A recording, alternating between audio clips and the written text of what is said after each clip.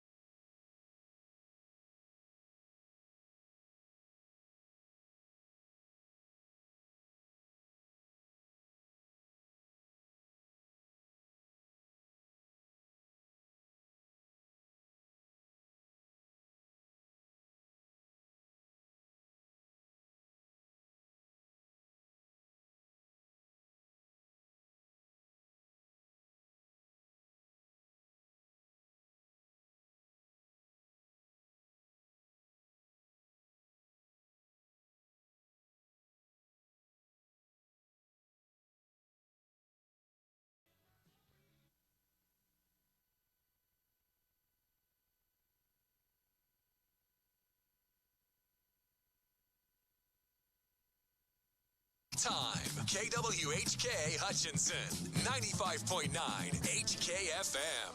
The following is a presentation of the Ad Astra Sports Network. Stay tuned for exclusive coverage of Bueller Crusader football on Oldies 95.9 HKFM. Crusader football is streaming online at adastraradio.com and on your smartphone or tablet with the Ad Astra Radio app. Coming up, the Midway Motors drive to the game as Aaron West and Chris Schenk break down tonight's matchup. Allen Samuels, Chrysler Dodge Jeep Ram and Hutch are proud supporters of high school sports. And of course, we are proud to support our community any way we can. Good luck to all of our athletes this season. We hope you have a fun and memorable and most of all, healthy season. Be safe. Allen Samuels, Chrysler Dodge Jeep Ram on the giant corner of Lorraine and 30th in Hutch or online 24/7 at allensamuelshutch.com. Come by. Let's be friends. Bueller Crusader football is on Oldies 95.9 HKFM. Well, a pleasant good evening, everybody, on this Friday night, week number 11 of the high school football season. The quarterfinals of the 4A state playoffs. Crusader football set to kick off at 7 o'clock here tonight on 95.9 HKFM and streaming on the Ad Astra Radio app along with our partners at the Crusader Sports Network tonight. Our stream brought to you by Next Tech Wireless. Your mobile and need to stay connected online at nexttechwireless.com. And you can probably hear some of the wind in the background. Air of the West here. Joined by, hey, you're not Chris Schenk. No, I am not. And Atherton stepping in tonight for my partner who is quarantined at home and listening from home tonight. Not sick, but in today's crazy COVID world. Got to be careful. Got to be careful, so I wish him the best and hope he gets back soon. And our Crusader Sports Network partners as well upstairs in Caden Warner and Tyler Adams. TA, can you quiet the wind down up there just a little bit for me? Sorry, can't help it. Mother Nature's calling. They've got the boys on the box tonight here at McPherson as we get set for a rematch in Week 11 with the Pups. Well, last week, an impressive 42-8 win over Rose Hill. As Bueller dominated on the ground, 426 total yards of offense, 347 of those rushing, 7.7 yards per play. Sam Elliott continues to impress, 33 carries, 274 yards, and 2 touchdowns. Now 8 consecutive games over 100 yards for Sam. A workmanlike night for Bradley Neal, 5 of 10, 78 yards and a touchdown. And Matt, I thought, perhaps there were some great offensive things, but perhaps the most impressive thing last week in the win was the way the defense played. Yeah, without a doubt, they came out, set the tone early on. Just that first possession, they bent a little bit, then got the turnover, and really from that point on, it was as though that turnover and the ensuing score just really set the tone. And Bueller never really looked back. I don't think it was really past about halfway through the first quarter was never really in doubt. Yeah, 4 sacks, 2 turnovers, 8 PBUs. Deontay Campbell was our player of the game, had that big INT. And the way that secondary has stepped up the last 3 weeks, I know they kind of took some lumps early in the year, but they're really playing aggressive. They've kind of taken on the mantra a little bit of the way that Mason Limford has come in and played, and that's just full speed, aggressive, and I love it. And I think that matches them up better tonight with McPherson than it did back early in the season. Yeah, it's going to be really interesting to see those guys really when the season started, they didn't have very much experience in the secondary. Guys that had played some, but really not all together, not a whole lot other than Levi Perez, really pretty inexperienced at the varsity level. And so it's been really fun to watch those guys develop and to see them get better week in, week out. Both the twins, Levi, like I said, has done a great job. Mason's done a great job. And they've really become very sure tacklers. That's been really fun to watch as they've kind of not just developed in their coverage skills, but their ability to make plays in run support and after the catch. And takeaways up 6 over the last 3 games, averaging 2 a game. We talked about the running game and what it's been able to do and how important that'll be tonight as they have just been able to run over teams at will late in the season. Confidence those guys have in their ability to succeed in that power run game? I mean, yeah, sometimes, like, after the game, so you just sit there and think, dang, you know, they really, like, everybody knows what we're going to do. Like, we do a lot of the same things, but nobody can stop us because we know exactly what we have to do and we come out powerful. So I just feel like if we believe in what we're doing, we can just go out and kill everybody.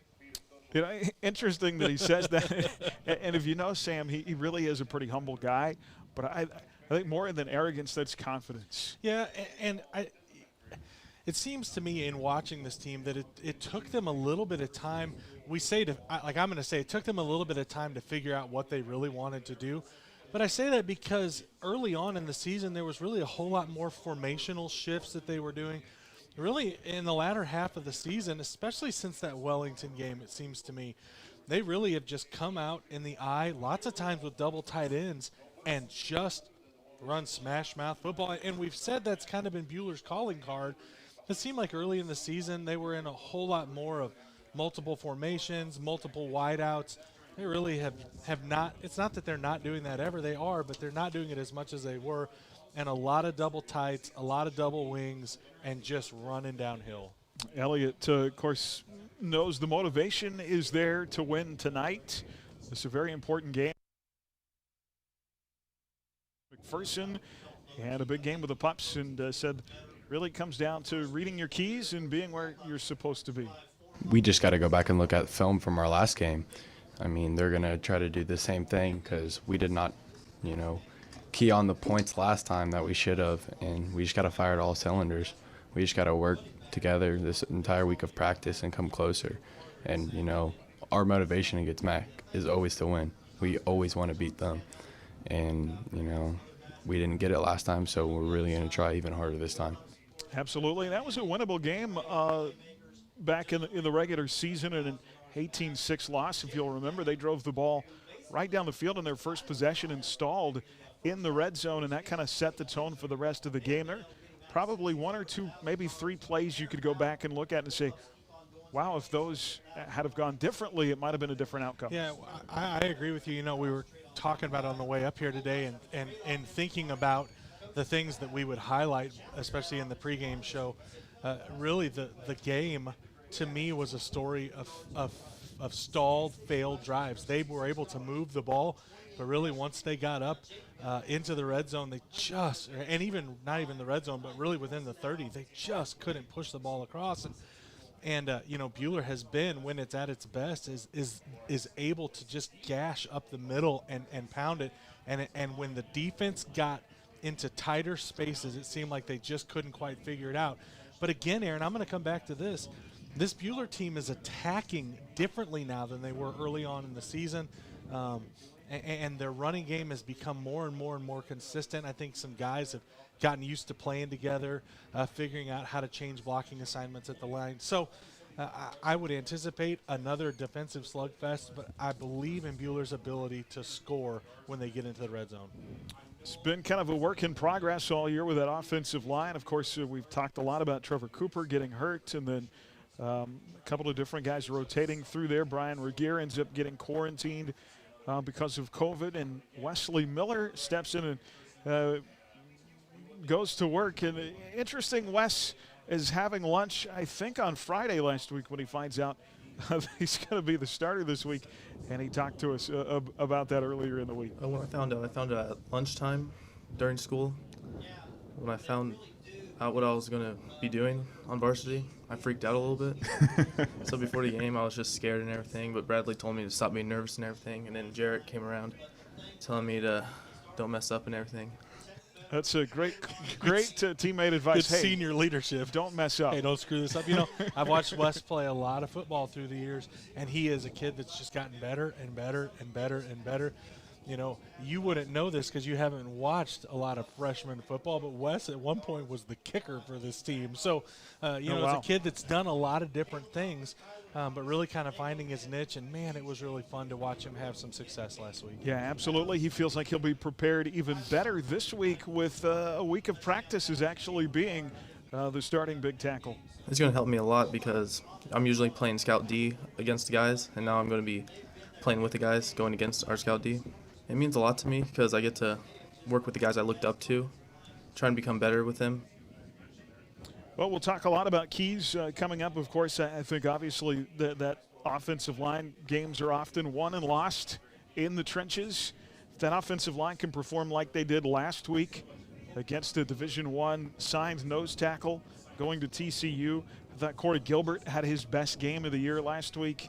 They're going to need that again tonight. If they can win that game in the trenches, if they can chew clock like they have here late in the season, keep that potent McPherson offense on the sideline, that may be your best defense. Yeah, I don't disagree. I would add one little caveat to that. I do think that for them to win tonight, somebody is going to have to make a play that's not named Sam Elliott. I think we know what we're going to get from Sam. Sam is such a consistent performer, really a special kind of athlete. But I got to believe, Aaron, that when the ball is snapped, you're going to have 11 bullpups who know where Sam is all the time. So it's going to be somebody else. Somebody has to step up to make that play in the clutch moments, and I can't wait to see who it is. You know, Key, last week talked about somebody else making those plays, and Bradley Neal had a workman-like game last week, did exactly what he needed to do. If you remember back to the game, there were 3 third-and-long situations in that game where Brad came up big with passes. One of them was the touchdown over the middle to Ryan Henderson. So you're right. There are going to be moments where somebody else has to step up, and hopefully that gives Bradley the confidence he needs to know that he can do that in those situations. Yeah, and I think he's grown into that confidence as the year's gone on. I think you can start to see him really stepping into his throws with a little more, throwing a little bit off of his back foot early in the season. But man, it's been fun to watch these guys develop. It's been fun to see them grow, especially along that front line and in the secondary.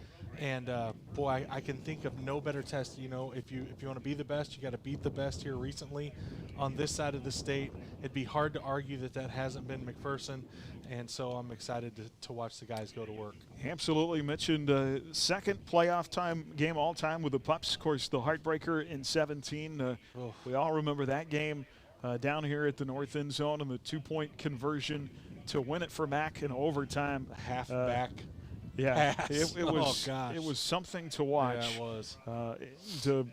The series as of late has gone the way of the Bullpups, as they have won 5 in a row dating back to 2016 now. Lead the all-time series 10-9. Well, the Crusaders now 32-21 all-time in the postseason. This is their 17th trip to the Final 8 and their 11th in the last 13 years. You figure in the success, but they're hungry for more, trying to get to a third state championship game, and these Bullpups trying to get to their first ever. Crusader football tonight brought to you in part by HCU Investment and Insurance Services, by Newfelt's Flooring, by the Mid-Kansas Credit Union, by Idea Tech, and by Phoenix Restoration. We're back with more of our Midway Motors Drive to the Game right after this on HKFM. Drive to the game.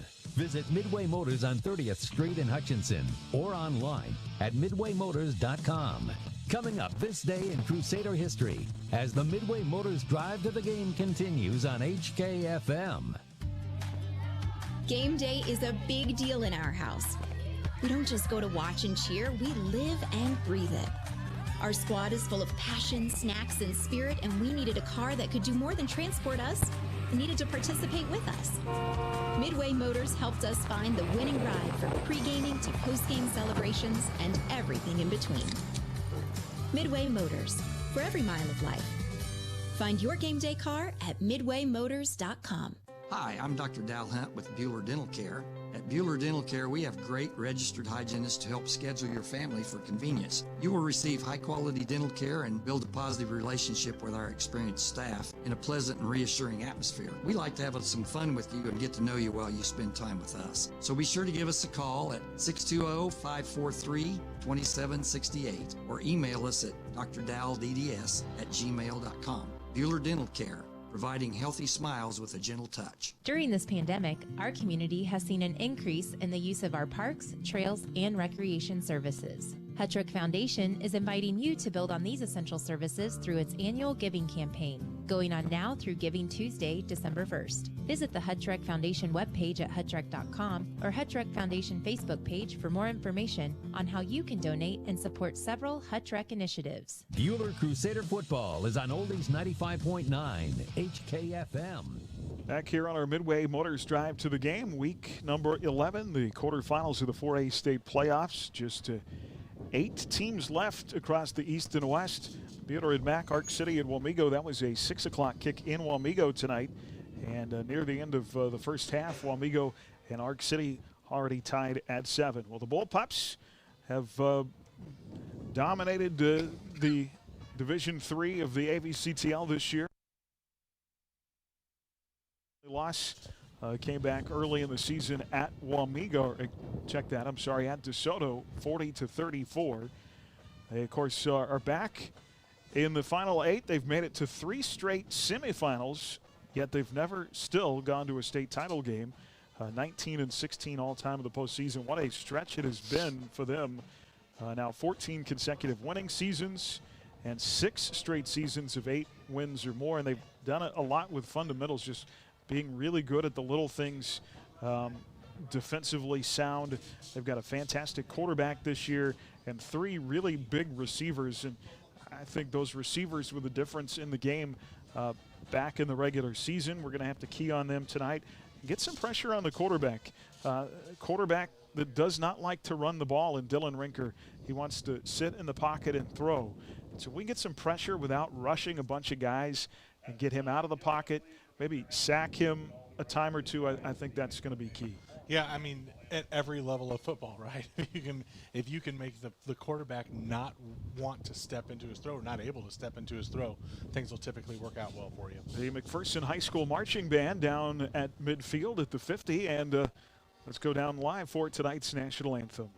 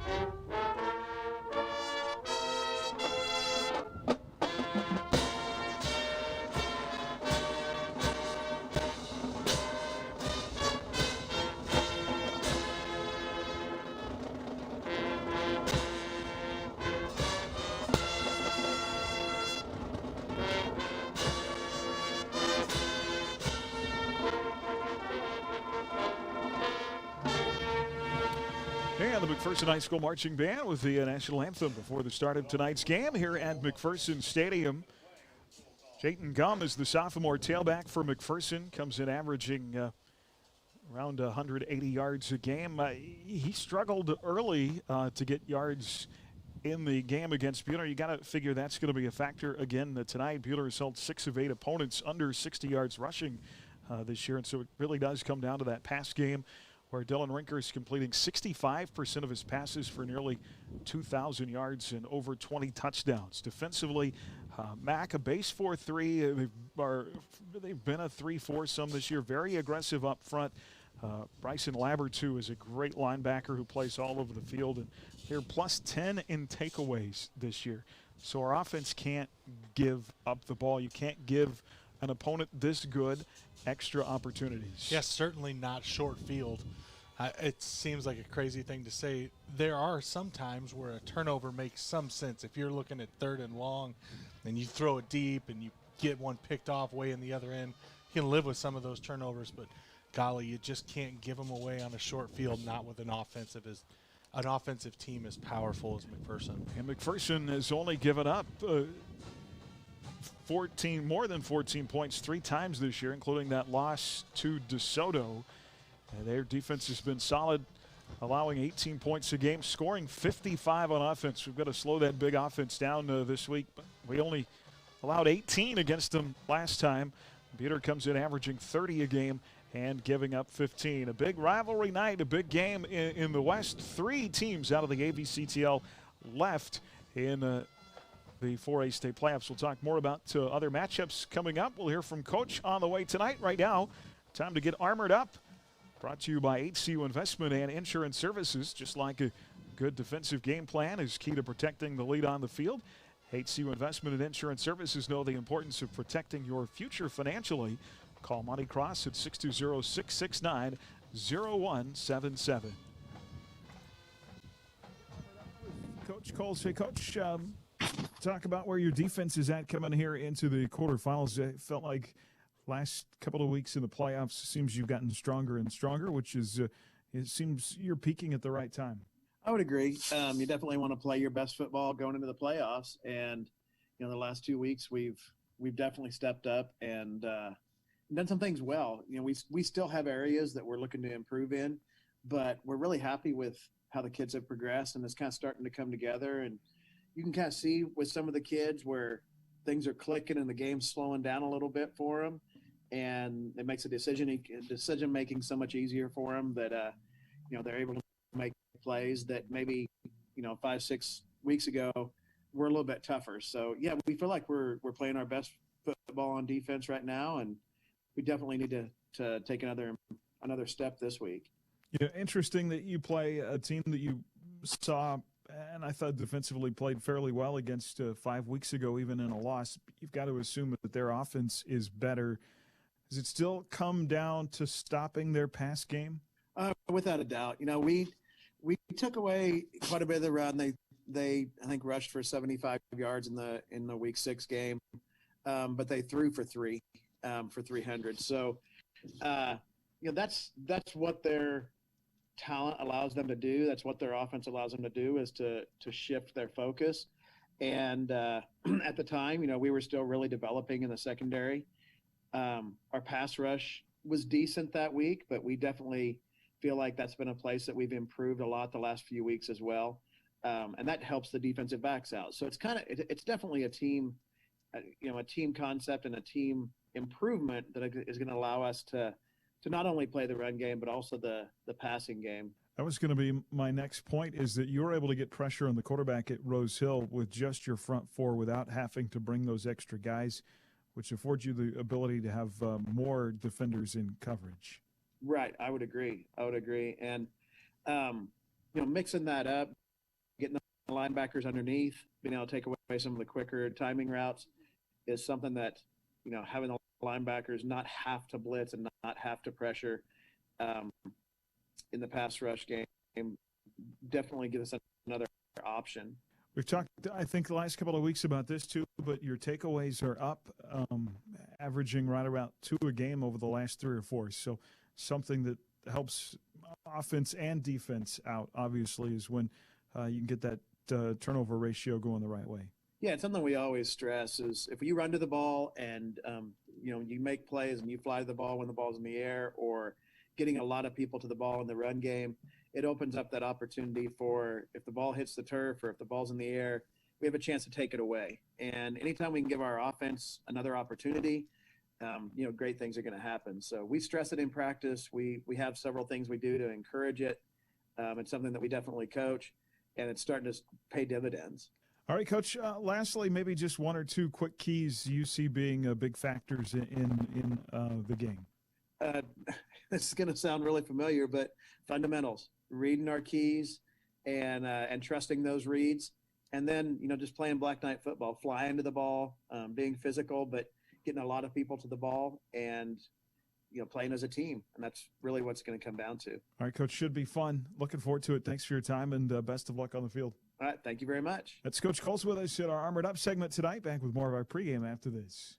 The Midway Motors Drive to the Game continues after this. Still to come, we'll take you around the league with a look at other action in the AVCTL. And Chris Shank brings you tonight's keys to the game. The Midway Motors Drive to the Game on HKFM. Rise Up Reno and Tommy Galindo want to remind you that mentorship matters. Youth with mentors are 46% less likely to use.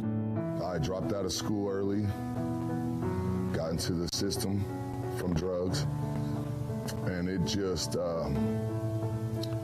it tore my life apart. I ruined other lives, and I got incarcerated. To become a mentor, visit us online. Rise up, Reno. Bueller Crusader football is on Oldies 95.9 HKFM. And welcome back, Crusader football on HKFM and the Crusader Sports Network tonight, brought to you in part by Hutchinson Community College, by the Bueller Booster Club, and Wyatt and Rice, by the Prairie Bank of Kansas, and by Dix Phillips 66. We mentioned just 8 teams, 4 games left in 4A tonight in the West. Bueller here in McPherson, Arc City, and Wamego tied at 7 in the first half. In the East, St. James Academy with the upset of Paola last week at Baser Linwood, and the defending state champs, the Mier Stags, tonight at Tonganoxie.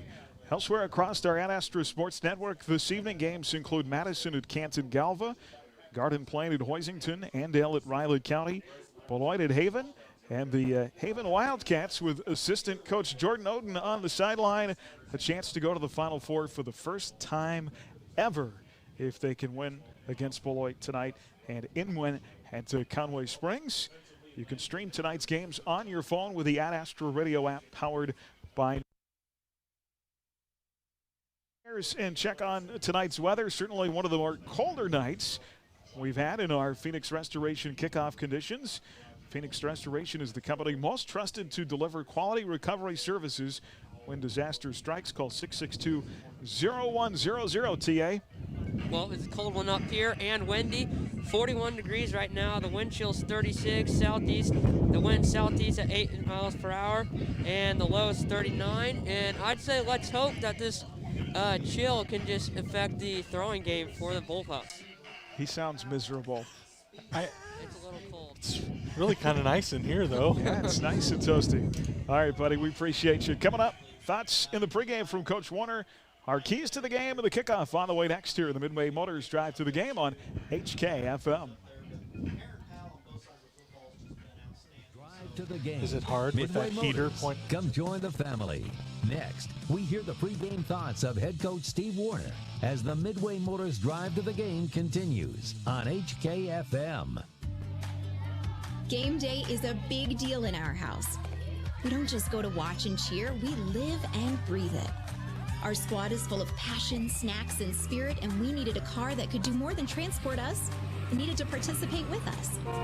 Midway Motors helped us find the winning ride from pre-gaming to post-game celebrations and everything in between. Midway Motors, for every mile of life. Find your game day car at midwaymotors.com. And welcome back on our Midway Motors Drive to the Game. Here we are in the quarterfinals of the 4A state playoffs. Coach, feels good to be back, and what a big game. Coach Coles and I, every so often you get a chance to reminisce, and on the way home, how many times we've been in the top 8. It's been a lot of times. We haven't counted, but in the 15 years, I think it's probably been 12. And, yeah, we've been in the semifinals or even the championship. But we distribute it, and we talk about why, and attribute to the hard work of the kids. And, we feel like a little bit this year it took us longer to get the kids to buy in 100,000% to what we're doing. But the last 2 weeks has just been outstanding, and we're very excited to be back to playing in the final 8. And there's 8 teams practicing, so we know right now that our younger kids are getting better. Our kids that will be back next year are getting better because every week that we get, it helps our program. My memory's getting fuzzier, Coach. It's coming back to me now. Andover Central last year. That's all right. That's all right. And that was a game. As we talked about that real quick, that was a game we could have won. We make some plays, and that's what we've got to do tonight is make some plays and make the big play, and alleviate the big plays from McPherson. Yeah, we talked about it Monday night on our coaches show, the game here at MAC in the regular season right there, and several opportunities. If a play or two could have gone a different way, you would have possibly won the game. Exactly, and that's what we've been coaching all week to the kids, to believe in what we're doing, and we know good things. Some things that I think are going to be important tonight that we've talked about, if you can get pressure on their quarterback, if you can get him off of his rhythm and get him out of his comfort zone, that's going to help your defense a ton. It's so important. He's not real agile and doesn't really love to run, and but he's a big, strong kid. But we need to get pressure on him. We sacked him 4 times game 1, and we need to do that again. And then with our D-backs playing better, just get a pick or two all up, and they're more physical. Our D-backs are just so much more. Another area that seems to stand out whenever these two teams play our offensive line against their defensive line, and if you can win in the trenches, that means you should be able to move the ball. Without a doubt. And they've got a very physical defensive line. Their linebackers run downhill well, and so we're going to have to be physical too. And we expect a lot out of our line. We work an awful lot, and we reward them an awful lot too when they do well. And so we're proud of the progress that they've made, and we're going to be ready to go. Yeah, it seems like there have been years when we've kind of steamrolled our way to this point, and you mentioned it's taken a little bit longer in the process to get this team to where you want it this year. Does that make the accomplishments mean that much more for these kids and how hard they've had to work to get here? I think it does, because another thing, the last 3 years we've had to reload, and that makes it difficult too. So, next year we're going to talk about all the returners we have, because we do have a lot of juniors, but it is very difficult, when you reload all the time. And but I'm proud of the kids. I'm proud of I'm not satisfied by any means. I want to go further, but I'm proud of the way that they've come around. They've come together as a team, and the camaraderie and the excitement in the locker room after the Rose Hill game was just something I don't think I'll ever forget, because it was a big game, and Coach Coles and I talked about it as one of the bigger wins we've had, and we've had a lot of big wins, including the state championship. But when you see your team come together and you see the excitement that the team has for each other, it's why we coach. We watch the kids come together, and I feel like that's our strength. Both Coach Coles and I work well with kids, but they're coming together at the right time, and it's exciting. All right, looking forward to a big one on the field. Good, best of luck. We'll talk to you after the game. Thank you. That is our pregame comments from Coach Steve Warner. Back with more right after this. You've been listening to the Midway Motors Drive to the Game. Join head coach Steve Warner for the Crusader Coaches Show, Monday nights at 6:30. The first half kickoff is coming up next. You're listening to Buhler Crusader Football on HKFM. From their beginnings in 1989, Wifco Steel Products has grown to be the premier supplier of storage tank hardware in the U.S. and Canada, and they're still growing. Apply today at wifcosp.com. Wifco Steel Products, the experts in steel fabrication. Buhler Crusader Football is on Oldies 95.9 HKFM. Well, hi, everybody. Welcome back to McPherson Stadium. The coin toss going on in midfield. Senior Corey Gilbert elected to represent the Crusaders. Buhler has won the toss and elected to defer, and McPherson will receive to start quarter number one. Matthew, and just really quickly, some keys to the game tonight. Yeah, for number one, I cannot wait to see how this kind of develops secondary deals with the McPherson passing attack. So I think really the first one there, we cannot give up a bunch of big plays. They're going to complete a bunch of passes. You got to keep them underneath, be short tacklers. Number two, Aaron, we've talked about it already. We've got to finish drives. Can't just move the ball between the 20s or the 30s. You got to get down and punch it into the end zone. And then lastly, you got to win the turnover battle. To win a playoff game on a cold night on someone else's field, you got to win the turnover battle. So it's going to be a matter for all of those defensive players to be reaching for the ball, being aggressive to the ball in the air. If the ball gets on the ground, everyone's got to go get it. All right, the Bullpups will get a chance on offense first. The Black Knight defense giving up 15 points, 231 yards a game, and holding opponents many times to under 100 rushing yards. James Blake, Jared Christensen, Bo Van Bruggen, Dalen Coffey with the start up front. See if they get pressure on the quarterback tonight. Sam Elliott, Colin Rowland, Tanner Tushton on the linebackers. The secondary, Cameron Campbell, Levi Perez, Deontay Campbell, and Mason Lifford. Will call a host of other names on the defensive side tonight as well. It'll be the freshman kicker, Jeffrey Neal, who will set the ball on the tee at the 40. Against this McPherson offense, Dylan Renker, the senior quarterback, has thrown for right at 2,000 yards, 65% completion. And he really hurt the Crusaders in that first game, an 18-6 win. Renker threw for 352 yards and 2 touchdowns. Here is the kickoff, low line drive to the far side, and it bounces out of bounds near the 30. Jayton Gum, the sophomore receiver. Trey Buckby, Gus Ruddle, Aaron Powell, Sam Becker are the receivers. Buckby had a big game against Buhler with 151 yards receiving back in the regular season. Blade Anderson, Hayden Wallace, Jonas Scott, Dakota Istis, and Braxton Bailey are the offensive linemen for McPherson. Their home red uniforms, white helmets, white numerals All white unis, maroon helmets, and maroon numbers for the Crusaders. And Dylan Rinker will start out of the shotgun at 1st and 10 from the 35, and a straight ahead carry of about 5 yards up the middle for Jayton Gum. And we are underway. 2nd down and 5 coming up for McPherson. Yeah, just really an easy give up the middle. Almost kind of feel like they're going to spend these first couple of plays probing the defense, kind of see how Buhler is going to attack their offensive set. Gain of 4 there for Gum up the middle. 2nd down and 6, just underway, no score. Rinker out of the gun, single receivers either side. They'll hand it off to Gum again and hit at the line as a flag comes out. He's hit at the 40 and driven back. And there is a flag down on the field. Gum nowhere to go up the middle that time. Yeah, really great job by Jared Christensen, just crashing down that entire left side of the McPherson line. Would imagine that this is going to be a holding call based on where the flag came from, and it is. Crusaders coming into the game averaging about 3 penalties a game. Their opponents close to 6. And Buhler was very disciplined in the first game back in the regular season. Did not have a penalty until late in the game. The call is against the Pups. That'll be their first penalty. And it moves the ball back inside the 30 to the 29. So a loss of 10 yards sets up a 2nd down and 16. They'll go with 3 wide receivers, 2 to the near side. Rinker out of the gun. Wants to throw far side near the sideline. A spin move by Buckby. Boy, you got to bring the guy down at the point of contact. Great job spinning around away from the tackler by Buckby.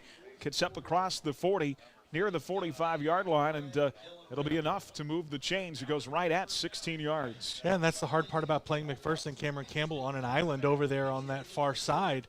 And if you don't make the initial tackle, you're going to give up some yards. Good job by the Crusaders to chase it down quickly, but Cameron knows that he's got to make that initial tackle. I believe they are going to mark him short. Initially, they marked it a 1st down, but the 1st down stick is the 45. That's right. They mark him short at the 44. It should be 3rd down. So it'll be 3rd down and 1 here for the Pups. Rinker will stay out of the gun with a side. Gum to the right of Rinker. He'll get the handoff at the line, has the 1st down, pushing across the 45, and forward progress up to the 47-yard line, nearing midfield. So you go back to the 2nd down and long play. Trey Buckby was a load for Buhler in that first meeting. They've got to find a way to limit him tonight. Yeah, absolutely. And McPherson really coming out here trying to establish the run. Can appreciate that. Jared Christensen, again, doing a great job in the middle of that line, just really crashing down the left side of that offensive line. McPherson going left to right here in the first quarter from the 48 far hash mark. They'll put a back in motion. Rinker out of the gun. They go back to the ground and Gum, try to get to the edge near side, and he is met and brought down hard at the 50-yard line. A gain of 2 for Jayton Gum and a host of Crusaders there, including Bo Van Bruggen, to make the stop. Well, you could name about 8 defenders there. Van Bruggen was in on it. James Blick was in on it. Colin, Dalen, bunch of good job of containing that run, forcing it back inside where you've got all those white jerseys there. 10:05 to play in the first and no score. Max got it at midfield on a 2nd and 8 at the 50, the right hash mark. Driving toward the south end zone here at McPherson Stadium. Gum with a single back behind him. Out of the shotgun. Pass fake, play action, throw downfield, wide open, and it is in and out of the hands. That is a gift. That was a touchdown, tailor-made touchdown to Gus Ruddle. And I think Gus Ruddle thought he had the touchdown before he had the catch. Of course, on a cold night, harder to catch the ball in and out of his hands, incomplete, but it was perfectly thrown. It was well-thrown ball, and again, I understand if you're Cameron Campbell, it's a huge game. You kind of got your nerves. Now you got to settle in. Got to play sound defensive football, and Buhler's really got to try to get some sort of pressure on Dylan Rinker.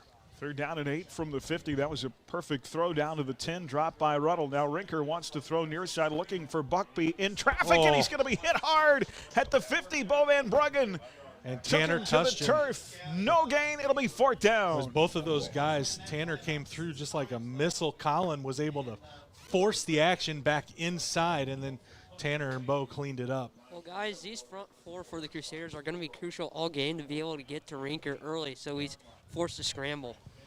So it'll be 4th down from midfield and 8 as we reach the 9:15 mark here in the 4th, and the Pups will punt it away with Jaden Dukes. Back to return Brock McCurdy from the 15 far sideline, 25-30, 35-40. Brock McCurdy has been solid all year, Matthew, in that return game. Gets a good return up inside the 40 to the 41. Yeah, that's really nice. You know, you really gain probably 20 yards of field position. I was a little surprised they actually punted it to Brock there. They punted it opposite corner, and Brock had tons of green grass in front of him.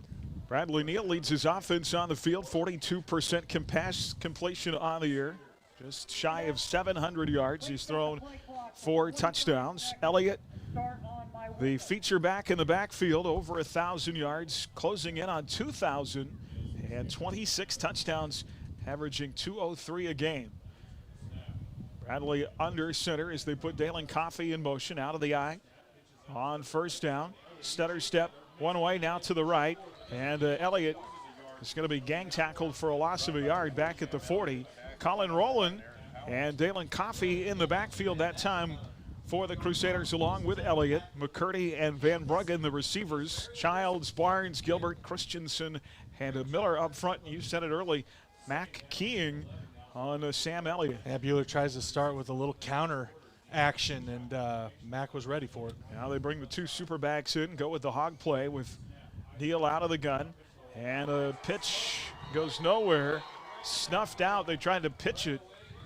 They faked to Elliott, who went right, and then Coffey came across the formation left from the super back position. They pitched it to him, and boy, Max snuffed that out for a loss back to the 36. A little shovel pass.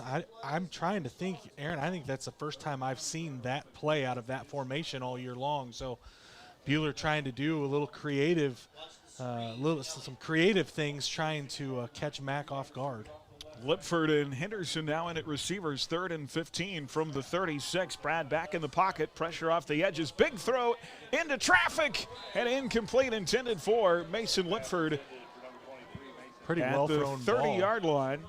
Good coverage, though, on the play. Yeah, good coverage, but single coverage, and Bradley threw it to the inside where Mason had pretty decent position. So not a terrible throw at all. Bradley had plenty of time to set his feet, stepped into that throw. And that'll bring up a 4th down for the Crusaders, and they'll bring Jeff Neal on to punt away from near the 25-yard line. So both teams with an opportunity on the offense early, both come up empty. So they'll get the kick away, taken from the 32 to the near side. Now back up the middle with a big hit, spins out of it at the 40, 45, 50. Boy, that should have been a big hit, but somehow for McPherson, Neil Raymond does not go down. He took a big shot, bounced off it, got the ball to midfield. Yeah, I'll have to ask my kid about that tomorrow. That was a big shot. Levi delivered, but got to wrap him up. That was a great job keeping his feet. And the ball's going to be right at the 50. We could hear that pop all the way up here in the press box above it. It's impressive. I mean, I would have folded.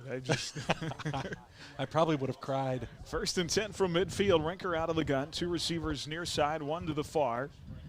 And they've got a wing back in there as well. Here is Gum looking for some room on the far side.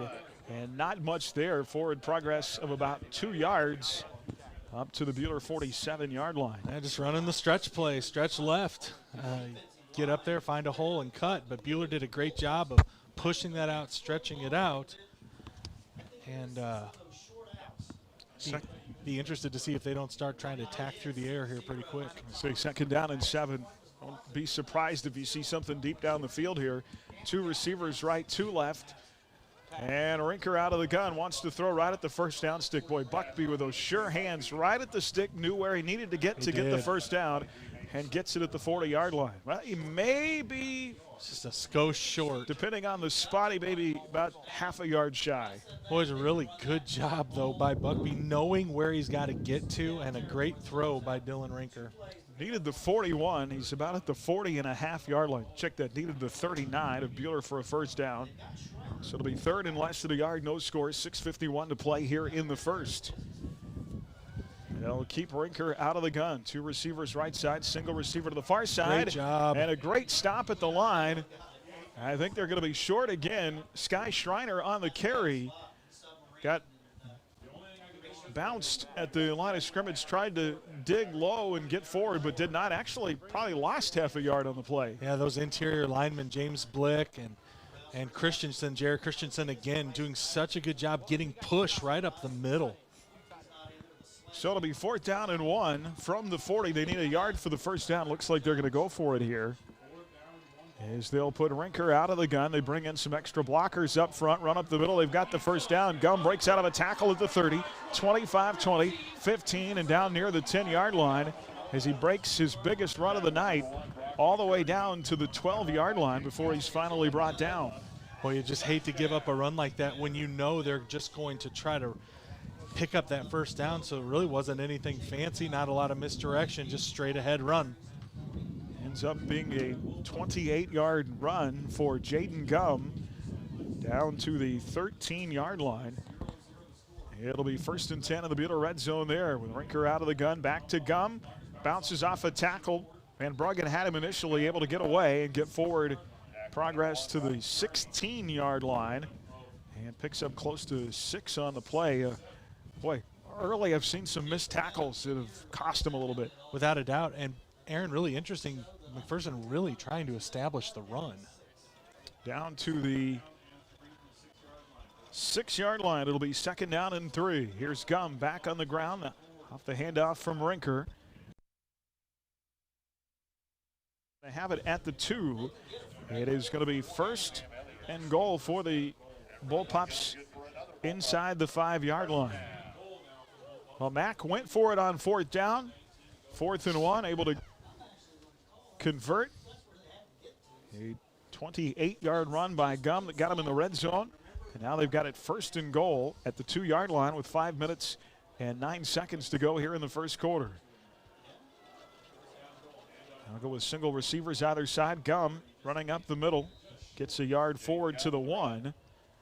Buhler's Black Knight defense got us here and pack the box. Boy, what a huge, huge win it would be if you could force McPherson into a field goal attempt here. 2nd down and goal at the 1. Pups trying to break on top first. And their 2nd series here in the first quarter. No score. Play clock. McPherson at the line. And they'll hand it off to Gum again, and he's going to be stood up again at the goal line. It's going to be 3rd and goal at the 1. No gain as Buhler's Black Knight defense. Brock McCurdy and company there to make the tackle, and they stand up tall again. Again, great job by Bo, by Jared, by that whole left side of the line, or right side of the line, rather, to stand that up. Well, McPherson just 1 of 3 in this first quarter on 3rd down tries. 3rd and goal at the 1. And they'll try it again with a wing back to the near side. Back to the ground and Gum. Oh, he's got him. Wrapped up again. Sam Elliott there. Stop. It'll be 4th and goal. That is a fantastic job of filling the hole by Sam Elliott. There was one spot. Sam filled it. Great, great job. So it'll be 4th and goal at the 1. Boy, they brought in the heavy formation here, and didn't McPherson goes with 3 backs behind Rinker in the backfield. Now they line them up on the far side.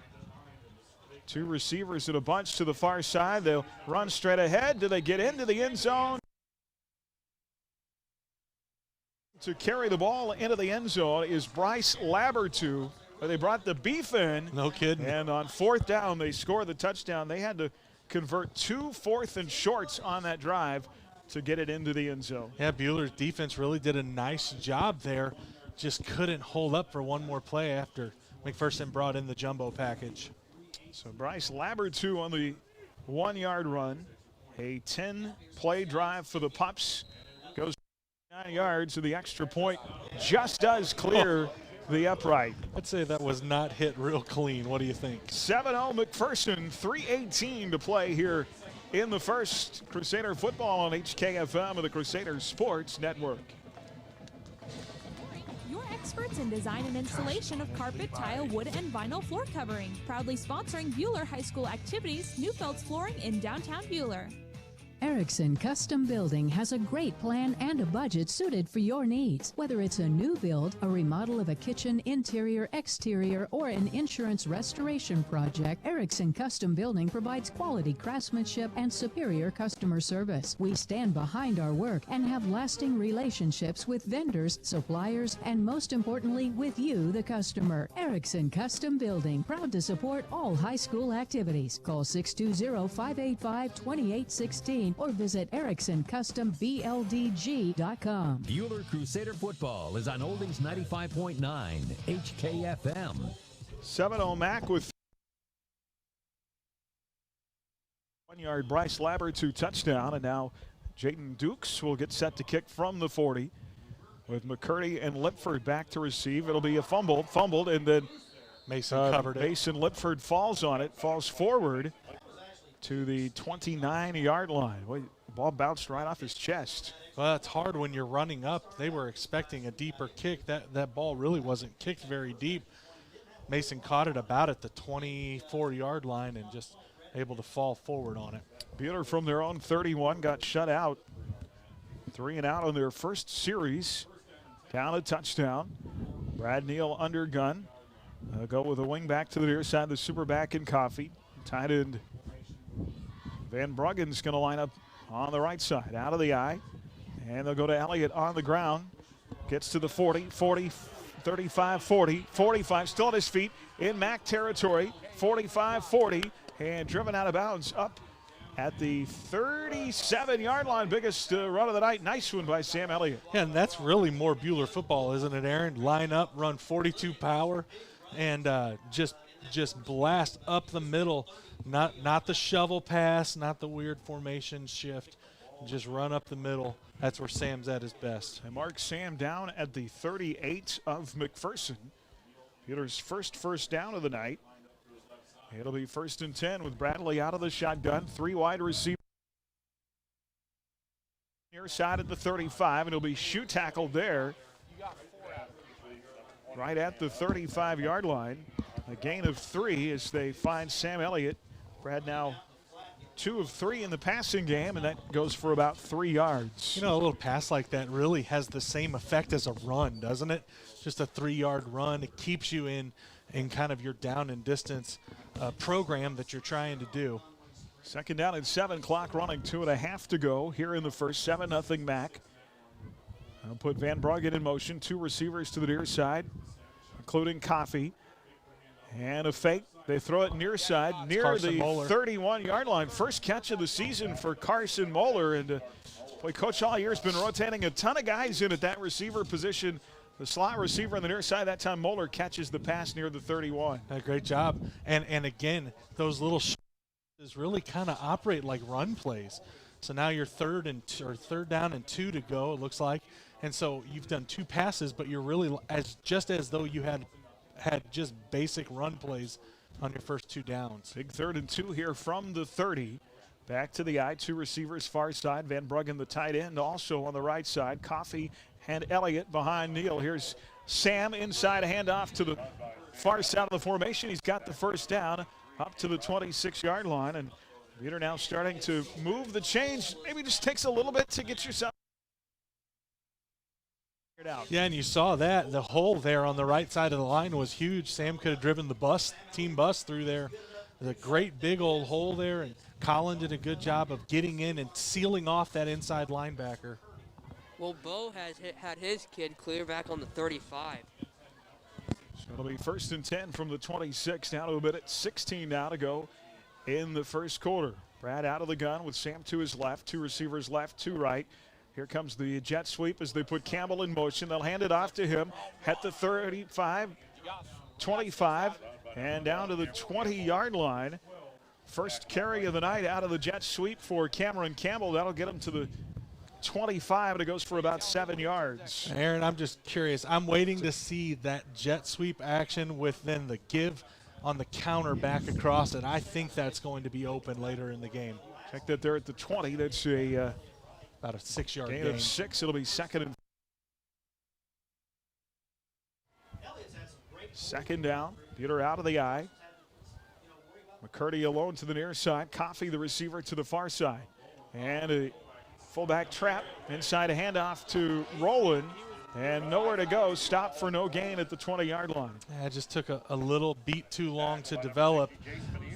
That play is so tricky. If you'll recall, against McPherson in the first game, they really struggled to run inside on the fullback trap play. McPherson was ready for it. That will probably be the final play of the first quarter, down to 5 seconds. 3rd and 4 coming up right at the McPherson 20. Big play on the way for the Crusaders when we come back, trailing by a touchdown, 7-0 McPherson, here on HKFM and the Crusaders Sports Network. We're here all year at tax time or anytime to help get answers for your tax questions. Stop by H&R Block in Hutch at 2nd and Washington, on the Square in Lyons, or in downtown Ellsworth today. Get your taxes won at H&R Block. Mid-Kansas Credit Union, serving Central Kansas from their locations in Moundridge and Buhler. Take control of your accounts and sign up for online banking at mkcu.com. with features like remote capture deposit and online bill pay. Member-owned and proudly supporting Crusader arts, athletics, and academics. Mid-Kansas Credit Union at 200 West 2nd in Buhler and in Moundridge. Member NCUA. Buhler Crusader football is on Oldies 95.9 HKFM. Well, we're live tonight from the Allen Samuels broadcast booth at Allen Samuels of Hutch. They're dedicated to helping you find the model that best suits your needs. Online at AllenSamuelsHutch.com. We hear Arc City now up third quarter 13-7 over Wamego in our Buhler Dental Care scoreboard. Buhler here facing a 3rd and 4 at the 20, Matt. These the types of drives that we talked about that they've got to come up with points. Yeah, I sure think you're probably in 4-down territory here. So you've got a couple of plays to get that first down. Neal out of the gun, trips right. They'll put Campbell in the jet sweep in motion again. That's a false start. And a flag out, false start on the offense. Boy, I think that was going to be, we were just talking about it, the jet sweep with the counter back the other way. But Bradley just not on the same page with Corey there. So that'll be a 5-yard penalty instead of 3rd down and 4. It makes it 3rd down and 5. Buhler's first penalty of the night. 3rd down and 9. 7-0 Mac with a 1-yard touchdown score. They put together a 49-yard drive on their first series. 3rd and 9 here from the 25. They need the 16 for a first down. Bradley out of the gun. 2 receivers left, 2 right. Looking to throw out of the backfield. It is caught by Elliott at the 25, down to the 15, and that is going to be close to a Crusader first down. It was actually Dalen Coffey, or no, it was Elliott. Sam Elliott, second catch of the night, buddy, and right at the first down stick, move the chains. Yeah, really easy. Just you know, when you're stuck in a bad way, just give the ball to the human cheat code. Oh my goodness! You know, he watch him work. Talked to us this week about how his skills in wrestling. He is ranked #1 as the defending champion. Talked to us this week about how his skills in the wrestling arena really help him. That's right. In the football arena. Great balance. 1st and 10 at the 15. Buhler in the red zone, and it looks like we have movement up front again. Another flag comes out. I think it may have been a delay, or they may have called a timeout. Well, the play clock was right at 0, so it may be a delay of game. I think they're going to give him the timeout. Prior to the delay game. Yep. Timeout, Buhler. So the Crusaders get a timeout before the clock runs down. 11:17 to play here in the half. 7-0 McPherson. Buhler has a 1st and 10 at the back 15 when we come back on HKFM and the Crusaders Sports Network. Crusader football coverage. .com. You're listening to Buhler Crusader football on HKFM. Mann, Wyatt & Rice Personal Injury Law Firm is celebrating 20 years of helping victims recover their health and lives after a serious accident. Serving Kansas, Missouri, Oklahoma, and Colorado, our success stems from valuing people over profits. We look forward to another 20 years of fighting for victims' rights. Mann, Wyatt & Rice attorneys and staff wish Buhler athletes the best of luck this season. Compassionate. Buhler Crusader football is on Oldies 95.9 HKFM. 11:17 here to play in the half. Buhler with a 1st and 15 from, or 1st and 10 from the 15. Bradley under center in the eye. Tight end right. They have a super back Coffee to the left. They'll run to the left side. Now Sam trying to cut back inside and following his blockers down to the 10-yard line. And that's what we talked about all season, Matty. Sam Elliott is so good at making something out of nothing. It really is. That play seemed like it might be kind of blocked up at the line. Sam quickly cuts inside, picks up a 6-yard gain on that, and you're back right in your preferred down and distance. I mean, he just does such a good job. He's such a skilled player. 2nd down and 5, 3 receivers set. Neal out of the gun with Elliott to his left from the 10-yard line. Gilbert the snap, the fake. Brad wants to run and trying to get to the outside. He'll be drugged down by the shoulder pads.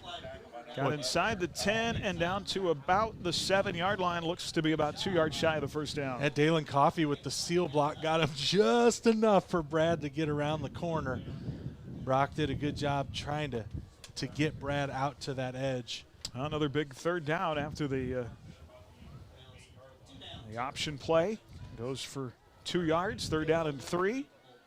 They'll put Neal back under center, back in the eye with single receivers either side. And a run up the middle out of the 2 tight set. Diving at the end zone. Did he get in? Yeah, no! It's got to be. Yeah, there's the signal. A late call. Touchdown, Crusaders. What a weird. Sam Elliott. What a weird thing, because the official on this side had a good look at it, but it was the official on the far side that actually took him forever it. to make the call. It did. They go with that 2 tight set that you mentioned in the pregame that has been so successful late in the year. It really has. And with his 27th touchdown of the season, now Jeff Neal on to try the PAT to tie it up, and he does. It's true and through. 7-7 here in the 4A quarterfinals on HKFM and the Crusaders Sports Network. Rise Up Reno and Tad Dower want to remind you that prevention is available. When you get involved in drugs and alcohol, it begins to impact your ability to take advantage of those opportunities. You're spending time and money on something that has no return in it for you. And I want people to have that opportunity for a happy, joyous life. And I just see that drugs and alcohol just tend to suck that right out of a person. Visit our website, Rise Up Reno. Bueller Crusader football is on Oldies 95.9 HKFM. 9:56 to play in a half of a 7-7 game after an 8-yard Sam Elliott touchdown. Elliott with 27 now in the season. He reaches 40 for his career with that one, and he ties Doug Bird for 8th all-time in the career scoring list with his first touchdown of the night to make it 7-7, a 10-play drive. It started at Bueller's own 31-yard line, and now Jeffrey will squib it. Good squib kick picked up at the 21, return 25 up to the 28-yard line. Mac's going to get, I think, forward progress to the 29, and that's where they'll start their next series. Really, now it comes down to you got a little bit of momentum, Matthew, and need your defense to come up with a big stop. Yeah, got to get a push up front. Got to get into Dylan Rinker's feet. And really, McPherson ran every play on that last drive. That's not what we saw from them early on in the year. They have been so far very happy just to run the ball up the middle. But it's coming at some point. You got to be ready, especially if you're out on the edges. 10 plays, 69 yards on that touchdown drive for the Crusaders to tie it at 7. And it's Schreiner in the backfield. Schreiner takes over for Gum. Low snap taken by Rinker. Near side throws to his tight end at the 35. First catch of the night for Sam Becker, who another one of those big, tall receivers. Becker at 6'2", came in with 7 catches, 114 yards, and he picks up 8 right there to the 38. Yeah, just a little release route, just a little out route. And that's hard because if you come up and you really guard that tight, that you leave yourself susceptible to the double move. So look at the height of those receivers, right. 6'4", 6'6", 6'2". Second down and 2 from the 38 as they'll put Powell in motion. And flag comes out. It's going to be legal motion on the offense. Yeah, it's going to be the left tackle. Second penalty on McPherson tonight. That'll move him back 5 yards across the 35 to the 33-yard line. You had Blade Anderson, the left tackle, moving while you had other motion going on. Can't do that. Second down and 7 now with 9:05 to go in the half. Powell will go in motion again. They end up with trips right side. Pressure on the quarterback. Rinker to throw. Screen. Finds Buckby, 40, 45, and he is driven out of bounds. Boy, every time McPherson needs a big play, it's Trey Buckby. You've got to account for his whereabouts. Yeah, and part of it is if you are a lineman and you come through the line easier than you normally do, you got to start hollering. You know that screen play is coming. They like to use it. They like to get the ball out of Rinker's hands early, and Buckby is such a great target on that screen pass. He goes for 15 yards and a 1st and 10 at the 48. They'll go with stutter step at the line of scrimmage. And Sky Schreiner in there, forward progress to the 48. So no gain on the play. Yeah, really nice tackle by Marcus Voss, who was in on that, kind of stunted around the end on this side, and got Schreiner by the feet. Sky Schreiner in for Jayton Gum. Schreiner, a 5'9" junior, came in 420 season. It'll be 2nd down and 9. Single receivers either side. Play action. And a big throw down the middle. Powell catches 10, 5, touchdown. That sure was a little easier, I think, than Bueller wanted it to be. Boy, fell into the end zone, but able to stay on his feet long enough to get in there. That's a really nice job catching that ball by Sam Becker. 52 yards, Aaron Powell in the end zone, the touchdown, his 9th of the season. That'll put him over 800 yards receiving on the season. And so far, the MAC receivers are winning the day as the extra point is up. 14-7, McPherson back on top. 8:09 to play here in the first half. Crusader football on HKFM and the Crusader Sports Network. Our family has kept motorists on the road for nearly 60 years. Hi, this is Janet Dick, inviting you to stop by our locally owned station at 1215 East 4th in Hutch. Dick's offers top-tier gasoline, grab-and-go food options, and friendly service. Wherever you're headed, every journey begins with a stop at Dick's Phillips 66, 4th and Stevens in Hutch. First National Bank is a proud sponsor of local high school sports. We have an experienced staff prepared to provide you with a variety of banking solutions. Please visit our website, fnbhutch.bank. That's fnbhutch.bank for more information.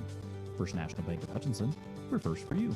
Visit one of the First's 5 convenient locations in Hutchinson, including inside Dillon's Marketplace. First National Bank of Hutchinson, member FDIC. Bueller Crusader football is on Oldies 95.9 HKFM. 8:09 here to play in the first half. 14-7 our score.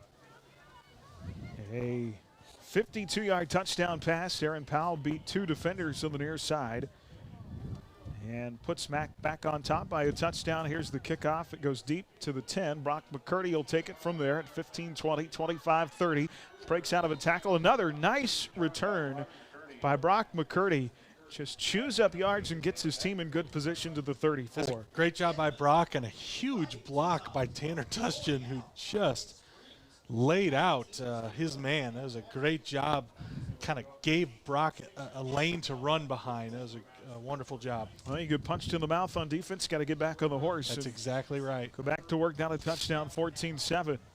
Peters offense on the field. Go with 2 tight ends and a super back in Coffee to the far side. It'll be Neal under center. Single receiver to the right side is Brock McCurdy. And Elliott trying to bounce to the outside, cuts inside a tackler. Well, you cannot tackle Sam Elliott high. No. You just cannot. And in forward progress to the 39-yard line. Yeah, you can't tackle him high and you can't arm tackle him. He'll run right through arm tackles all night long. Gain of 5 on the play. Another tough run. But Sam talked to me about how sore he is after a game. He said, Saturday, I just really can't do much. I'm pretty beat up. I bet. Such a fantastic young man. 2nd down and 5 after a gain of 5. Brad out of the gun with Elliott to his left, looking to throw another swing pass out of the backfield. Elliott steps out of an ankle tackle at the 40, 45, 50, and into McPherson territory. Out of bounds at the 48. Well, you can't tackle him high. And you also can't try to tackle his feet. Yeah, he's just so strong. There's so many ways he can hurt you. And, you know, Bueller must have found some stuff on film that they really liked, because that's the third time they've gone to the swing pass to Sam out of the backfield. Well, if you've ever seen his calves, they're just absolutely massive, so you wouldn't want to try to tackle him with his feet. It'll be first down and 10 from the 48-yard line. 7 minutes to play in a half. Out of the I formation, single receivers either side.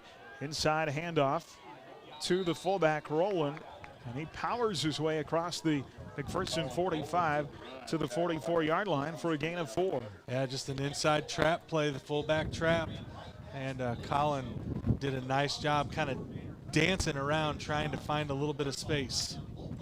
Good first down yardage there. Absolutely. Second down and 6, clock running, 6:29 to go in the half. Neal under center.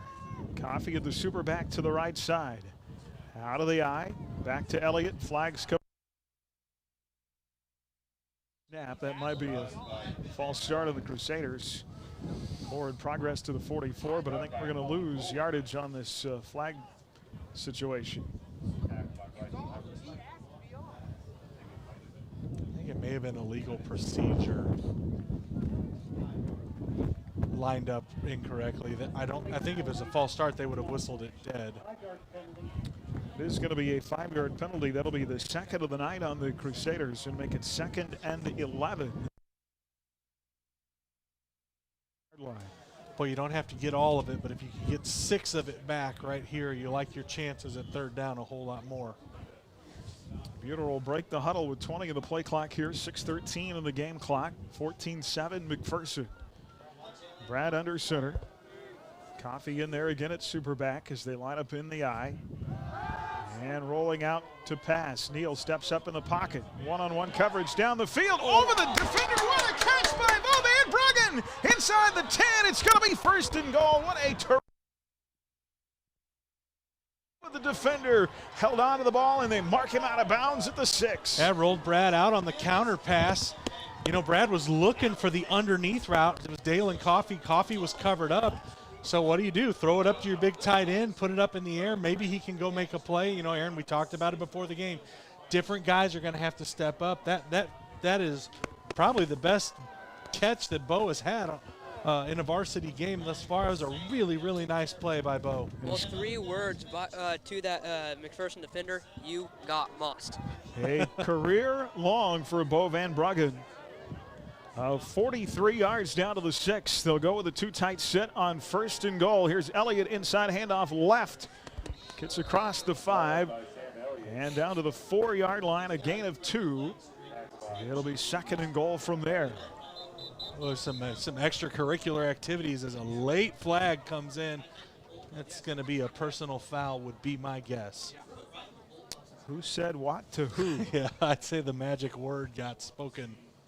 COVID? No, the other one. Ah, okay. Okay. Now, the thing that's nice about that is I think that's going to be an automatic first down. That will be really nice to get the extra play. If it is against McPherson, it'll be half the distance. It's unnecessary roughness against the defense. That'll be half the distance to the goal, I believe. Yeah, and they didn't. I misspoke. They didn't get the first down. Instead, that puts you on the 2-yard line. So it'll be 2nd and goal. When a game like this, you got to keep your head. That's it.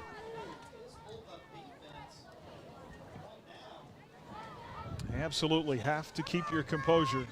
And Coach Pavlovich wants an explanation. Would imagine they'll have a talk about that at halftime. 2 tight ends set. The extra tight end and Henderson to the far side.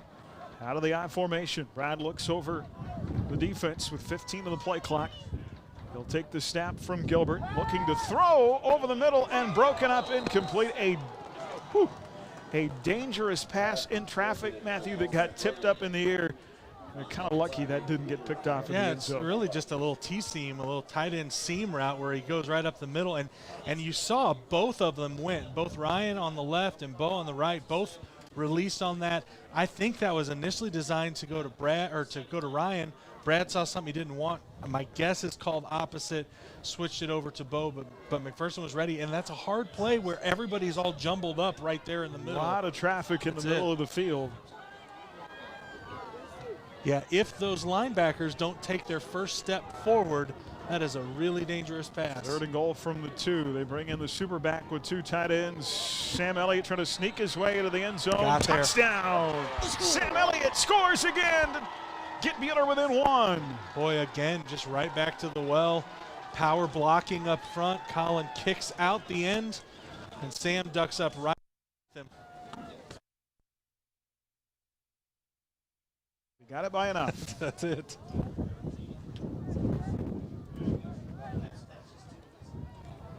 $66-yard drive, 9 plays to get back in the end zone. Jeff Neal to tie it up. It's up and through. 14 all, 5:19 to go before halftime, and was an extra point. Yeah, there it is. Put it on the board.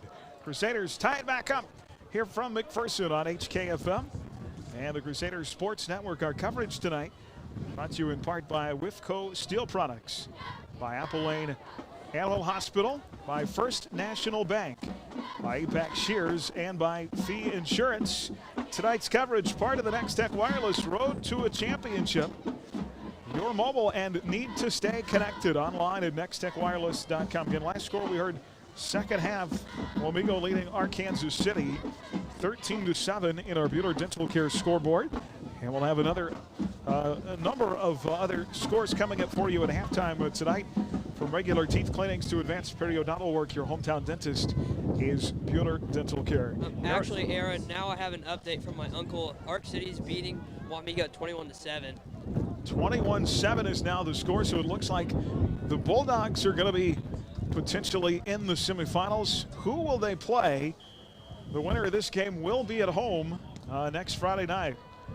And Jeffrey's going to squib it again. Picked up at the 25 by Jayton Gum, being chased. Great job by Marcus. And Marcus Voss initially got him and then brought down by a couple of other Crusaders at the 30-yard line. That's a great job of just holding him long enough for all the good guys to get there. Now, really interesting, Aaron, you got 5 minutes left in the half. Really would like to get the ball back. God, if you can get a quick stop, get the ball back, Bueller will get the ball to start the third quarter. Boy, you gotta hold McPherson here.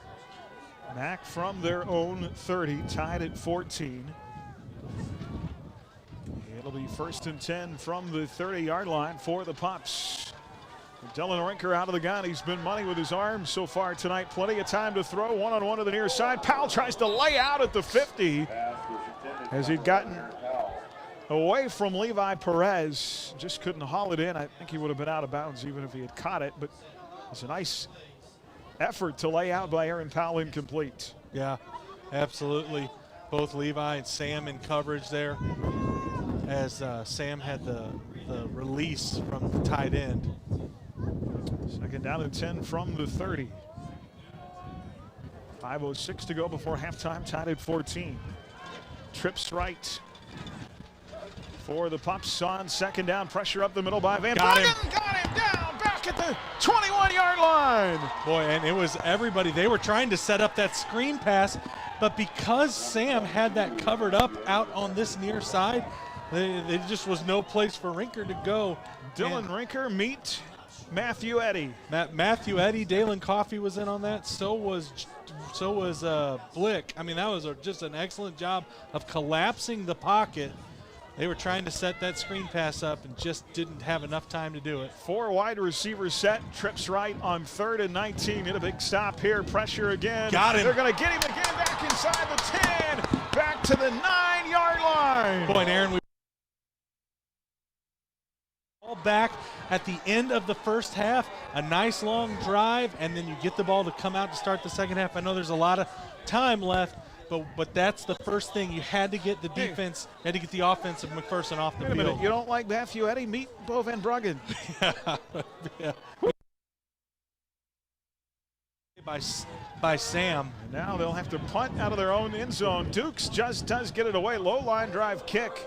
Brock McCurdy takes it at the 50. to the 45, 40, angling far sideline, 35, 30. What a nice return. I just love what Brock McCurdy does in the special teams arena. Gets your team positive yardage. Great position at the McPherson 32. Yeah, and I'm here to tell you, Dukes saved McPherson's bacon. That punt or that snap was high. Dukes had to climb the ladder to keep that out of flying out of the back of the end zone. Would have been a safety there. We got plenty of time, 3:42 left. All kinds of time. Just chew up some clock here. From the MAC 32, out of the I formation. Single receivers either side. And Brad will take the snap. Here is Sam, and he's going to be stuffed at the line for no gain. A lot of traffic there in the middle of the field. No gain, it'll be 2nd and 10. Yeah, they had that thing kind of sealed inside. I think Sam may have had a little bit of lane if he'd have bounced it out, but McPherson did a good job gumming that thing up inside. Guys, I think I tore something in my shoulder fist pumping so hard during that defensive possession. Yeah, you be careful there, buddy. No kidding. You don't want to injure wrestling season before it begins. No kidding. 2nd down and 10 at the 32. Coffee, the superback, in motion from right to left. Play action, Brad to throw, middle of the field, high, intended for Dalen Coffee in traffic out of the backfield. It's 3rd down and 10. Well, I think Bueller may have gotten away with a false start there. I think Dalen took a step before that ball was snapped. Bueller fortunate. I don't mind the play. I like that post route right down the middle of the field. Now, the problem is that now you're in 3rd down. Now, I do think, Aaron, I think you probably are in 2-down territory here, even this far out. So you really don't have to get all of it in one shot. If you can get 5 or 6 yards, you kind of like your chances on 4th down. 4 wide receivers, McCurdy and Van Bruggen to their side. They'll put Campbell in motion. Fake out of the jet sweep. Brad to throw, wants to go middle of the field. McCurdy bobbles it. Ooh, he almost had it. Lost it at the 5 in traffic again. That was a decent throw. McCurdy lost it, had it, lost it again. Yeah, it was a really pretty good defense as Brock had his hands kind of hit right as he got the ball, and they're gonna punt this away. You know, he's so hungry. Brock has not had a catch in the last 2 weeks. I like this decision by the coach because the wind's blowing to the face of Jeffrey, so maybe he could get the ball to stop about within the 10. Try the Jeffrey's done a good job of directional punting thus far. 7 inside the 20 this year. He's going to kick near the 40 of McPherson here. Timeout. 2:54 to play. The clock runs down to 0 as Bueller will call a timeout. 14 all. 2:54 left here in the half. Crusader football on HKFM and the Crusader Sports Network.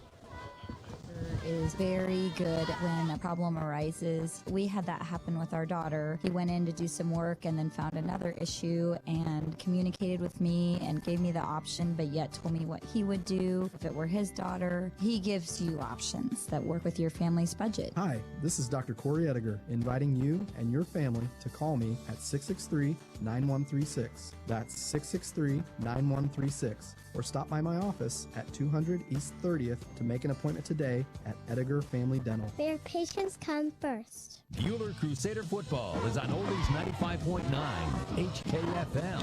Well, my partner here is calling for the fake punt with a freshman quarterback. No. I'm not calling for it. What I'm saying is if you were going to do it, this is the spot on the field that you might ought to think about it. That said, I'm trying to think in all of the years I've watched Bueller football, I can't remember a fake punt. So, no, the Chiefs had a beauty on Sunday. But at this spot, if you turned it over, you're not in terrible spot. I would be shocked if this is Me a too. fake punt. Agreed. Jeffrey from near the 40. It is not a fake punt. Good to get it punt. inside the. It's going to be fair caught. It bounces What at a the punt. 8. It's going to go out of bounds inside the 5-yard line. Told you guys. That is a fantastic punt by Jeffrey Neal. Wow. Well, now you got to stop them with 2:46 left. Second quarter, they're going to start from their own 4-yard line. Tied at 14. Bueller will have the ball first to start the second half. Defense came up, big stop on the previous series with 2 huge sacks. Now you've got Rinker in his own end zone. This would be a great place for a turnover. Handoff straight up the middle, breaks out of a tackle to the 10. That is Gum back on the field. Just making guys miss up to the 13-yard line. Picks up 9. It'll be 2nd down and 1. It's okay, though. You want to keep him inbounds. Just keep that clock running. They'll mark him out at the 12. 2nd and a long one. Up the middle, they've got the first down across the 15. And up to the 17-yard line. Van Bruggen brings Gum down there. 1st and 10. Good for a full pop. Bo is really getting the double team on that side. Would sure expect them to try to move him around a little bit. 1st and 10, 4 wide receivers set. Yeah, and flags out, false start. After a couple of plays where Bo was double teamed, they tried to the twist there just to try to give him a little bit of a different look and see if you can't get James free on the edge. It'll be a 5th penalty on McPherson and make it 1st down and 15. Back at the 12-yard line. 1:59 left here in the half, tied at 14 from McPherson Stadium. Rinker out of the gun. 4 wide receivers, 2 right, 2 left. Takes the snap. Van Bruggen in his face. Pass caught. 15, 20. Oh boy. 30, 35, 40. Still on his feet. It's been a tough night in the secondary. Tackling in open space is so hard. And Gus 44. He did, but you got to have a short memory. Got to get off the field without giving up a score. You know they're going to come back to it at some point. You got to be ready. 32 yards on the pass play from Rinker to Ruddle, his first catch of the night. 1st and 10, nearing midfield. 1:43 left in the half. 4 wide receivers. Rinker to throw again to Powell, and out of so many weapons. By far the best receiving core that we will see all season. Yeah, and really Rinker does a good job getting the ball out quickly. He does. At the 50, gain of 6, 2nd down and 4. Clock still with 1:39 left here in the half, tied at 14. Pressure off the edges. Rinker to throw, big arm. Oh my goodness. Powell inside the 20. With a slant route to the 20, caught. Perez with a stop out of the 19, 1st and 10 in the red zone. They have got to come up with an answer for the deep ball. Yeah, and really it was that slot receiver ran the post, and Levi was with him, but the pass came to the inside. There's no deep safety help there because they're covered 2. 31 yards, 1st and 10, receiver near side at the 12, drops the pass. Quick pass was low, intended for Powell. Rinker being pressured again, stops the clock with $1:18 left.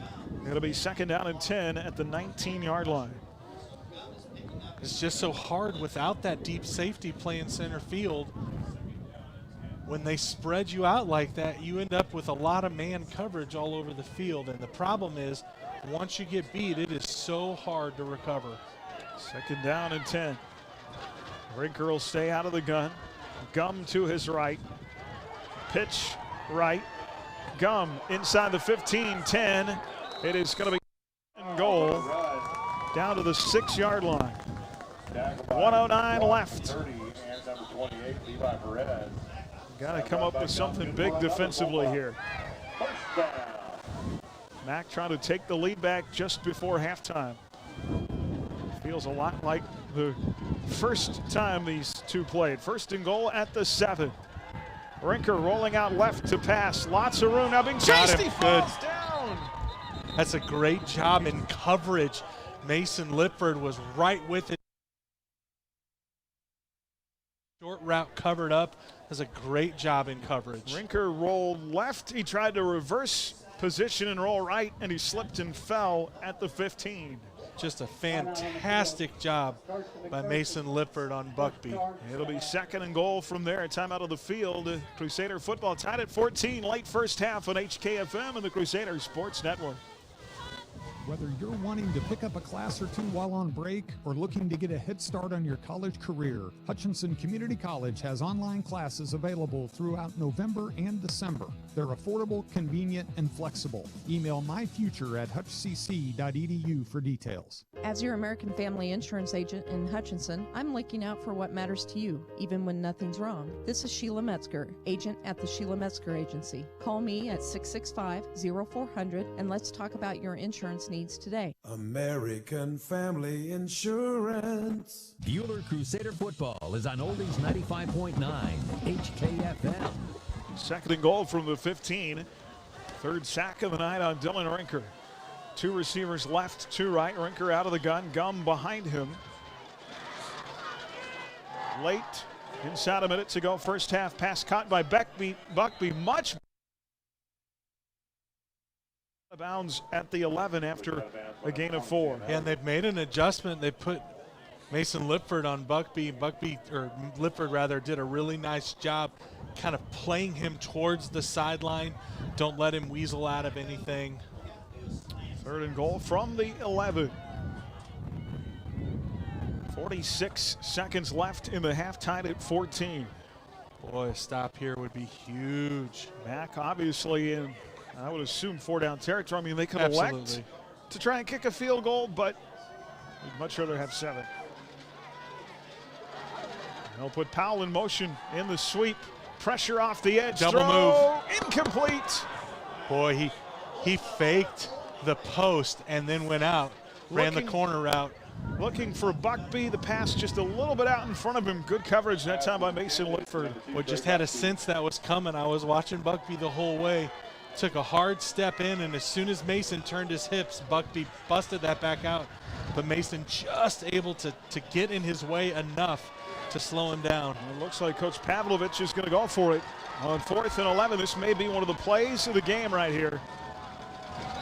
Now they take a timeout. Well, you sure wonder with the wind at your back if you wouldn't go ahead and try to kick this one through. Well, the 2 kicks that their field goal kicker has had has just been like barely through the uprights. Yeah, you're not wrong, Tyler. They've only attempted 1 field goal this year. Hoover is 1 of 1. This really could be one of the plays of the game. Yeah, it really could be. 4th and 11. You can give up 10 yards. You cannot give up 11. That is some excellent math, my friend. I'm just saying. You give up less than 11, you get the ball back. This is why you do radio and not education, correct? I thought that's pretty good math. Boy, I'd sure be watching for the little bubble screen, something quick out. 2 receivers, Buckby and Powell to the near side. Gum behind him, 4th and 11. 44 seconds to go in the half. Pressure off the edge, one-on-one in the back of the end zone. It's a pick. And is it picked off? I think it's a pick. Boy, what a play. Who got that INT? I think that's Levi Perez. What a play by Levi. Played the ball the entire way, saw it the entire way. Just running to the back corner of the end zone. Really not a terrible throw. But Levi got up inside the ball. Well, I'd sure consider taking a knee and getting out of here. Well, that's a great way to step up for Levi, being the senior leader on the team, just be able to do that right before the half. INT in the back of the end zone. First turnover of the night against McPherson. 6th pick of the year by Rinker. 1st and 10 from the 20. And they'll keep it to the ground with Sam Elliott. And he goes forward for 2 yards to the 22. Well, right now, play of the game so far. That's a huge play by Levi, wasn't it? All right, so do you try anything fancy here? Let the clock run down, 1 play right at zeros, or do you just I think they're done. We'll see. They're not in a hurry. Well, here's the thing. You get the ball back, and it's a tie ball game. I'm with you. I do not think they're going to snap the ball again. That is it. On a one-on-one play to the far back corner of the end zone to keep the game tied at 14, and that is a huge play because you don't go down a touchdown into halftime. You get the ball back, chance to get your offense back on track. I think one thing that'll really help this offense in the second half, now they have scored twice. Seems to me that first down play is so critical. You get positive yardage on first down, and that sets everything else up. When you get into second and long, it just is when this team seems to kind of struggle. Yeah, they got the ball back there with 5 minutes left, and that first play after it was a run up the middle that went for nothing, and then it was a couple of long pass plays that didn't convert. I'm with you. Got to get 3, 4, 5 yards on that first down play. We are at halftime. Crusader football brought to you in part by Jackson Meats, by Rise Up Reno Prevention Network, The Medicine Shop by Wade Patton Insurance, and by Rod's Tire Service. Coming up, we'll recap the first half, brought to you by Adams Brown Strategic Allies and CPAs inside our Bueller Dental Care scoreboard. And next, we will continue our preview of winter sports as we sit down tonight's halftime interview with head bowling coach Skip Wilson. That is next on our Prairie Bank of Kansas halftime report here on HKFM and the Crusaders Sports Network. Proud Mary, one of the 3 routines they perform. Kansas halftime report. Prairie Bank of Kansas, serving Central Kansas since 1886. Coming up, we'll bring you stats and analysis from tonight's first half. Your home for Crusader football is Oldies 95.9 HKFM. Prairie Bank of Kansas is a local bank with local concerns. You'll find us in the heart of the community, helping wherever we're needed. We enjoy working with local schools to help promote activities like sports and extracurricular learning. We hope you support these valuable activities too. We'll be right here with you. Visit one of our locations in Stafford, Bueller, Inman, or Hutchinson, or check us out online at prairiebankks.com. Prairie Bank of Kansas, how banking should be. Neufeld's Flooring, your experts in design and installation of carpet, tile, wood, and vinyl floor covering. Proudly sponsoring Bueller High School activities, Neufeld's Flooring in downtown Bueller. Come visit us at Bueller Dental Care. Our friendly and experienced staff is here to help give you the best care around, and we like to have some fun and get to know you while you spend time with us. From regular fillings, cleanings, dental implants, or even if we have to, extractions, we can provide the treatments you need. We are always accepting new patients, so be sure to call us at 620-543-2768 to schedule your next appointment, or email online at drdalldds@gmail.com. Bueller Dental Care, providing healthy smiles with a gentle touch. Hello, Bruce Isaacson here with the Isaacson Insurance Agency. Effective September 1st of this year, I have moved my office to 1700 East 30th, Suite D, just east of the intersection of 30th and Waldron. Stop in for your free insurance review on your auto and home, or simply call 727-0653. You'll be glad you did.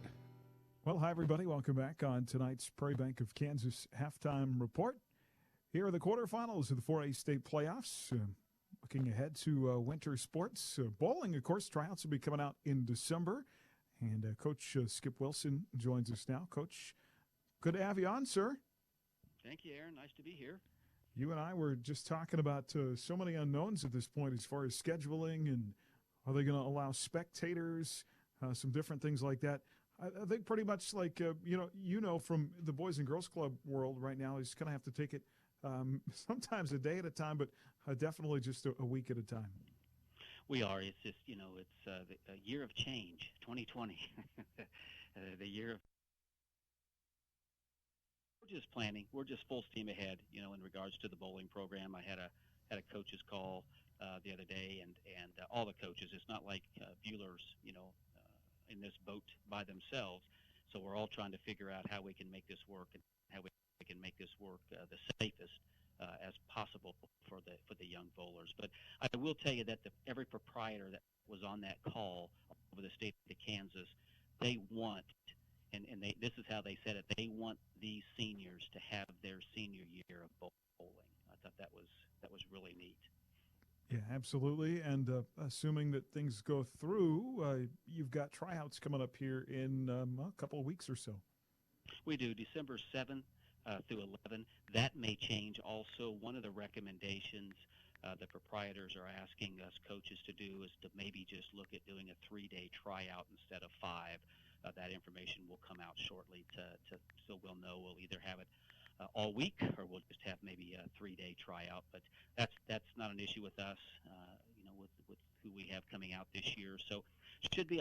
We've only lost really one senior. Mary Chambers has moved on. She's bowling out at Barton County Community College. Very proud of that young lady. And so the girls, hopefully, we have a pretty good nucleus from last year coming back. Look for Adria Hewitt and probably Mallory Cross to be our leaders this year. They have experience, especially actually going to the state championship for a couple years and winning a title one year. So that'll be helpful as juniors. On the boys' side, we should have everybody back this year. And so a lot of freshmen last year, Aaron, a lot of freshmen. So they gained a ton of experience. And so I can see the boys really surprising a lot of people this year. I think their skill sets have gotten better. I've talked to a bunch of them during the summer and through the off season when they were able to practice, and they're continuing to just use the system that they learned last year. So I'm hoping that I see a pretty good improvement, definitely on the boys' side and, of course, the girls' side when we get together on the 7th. Yeah, absolutely. And I always think, like a lot of our coaches, you do a great job of getting young, inexperienced kids in the program and getting them to have confidence in themselves and sometimes exceeding expectations in many cases. So they do. It's just we're just so proud of the record that Bueller's been able to achieve through the years with the limited numbers that we have. It's just funny when I talk to people when we go to the state championship. I think somebody told me the other day that if there was a 1 through 4A division in bowling, Bueller would probably have 7 or 8 state championships already. But we have to compete against the 5A schools also. It's a 1 through 5A, and so hopefully one of these years, 1 through 4A. I think they just need 2 more schools. I heard that on that call today, that they only need a couple of more schools, and that 1 through 4A will be able to have their own bowling division for state championships, and 5A will have theirs, and 6A will have theirs. But until that time, we're still competing against those 5A schools, and where I hear some of those coaches, they laugh at me because I'm lucky to get 7 to 10 kids try out, for each squad, girls and boys. And one of the coaches up in the Topeka area told me he's expecting 65 kids to try out this year. So I just kind of smile and say, we hit the ground running at Bueller is what I tell him. Absolutely. That's a huge difference. Well, we look forward to the season, assuming it's able to happen. And I know that more details will be coming out here in the next few weeks. So we'll catch back up with you before tryouts start in December. Coach, thanks so much for your time. You bet. Thank you for your support. That is Coach beginning December 7th. More to come on that and more of our halftime right after this.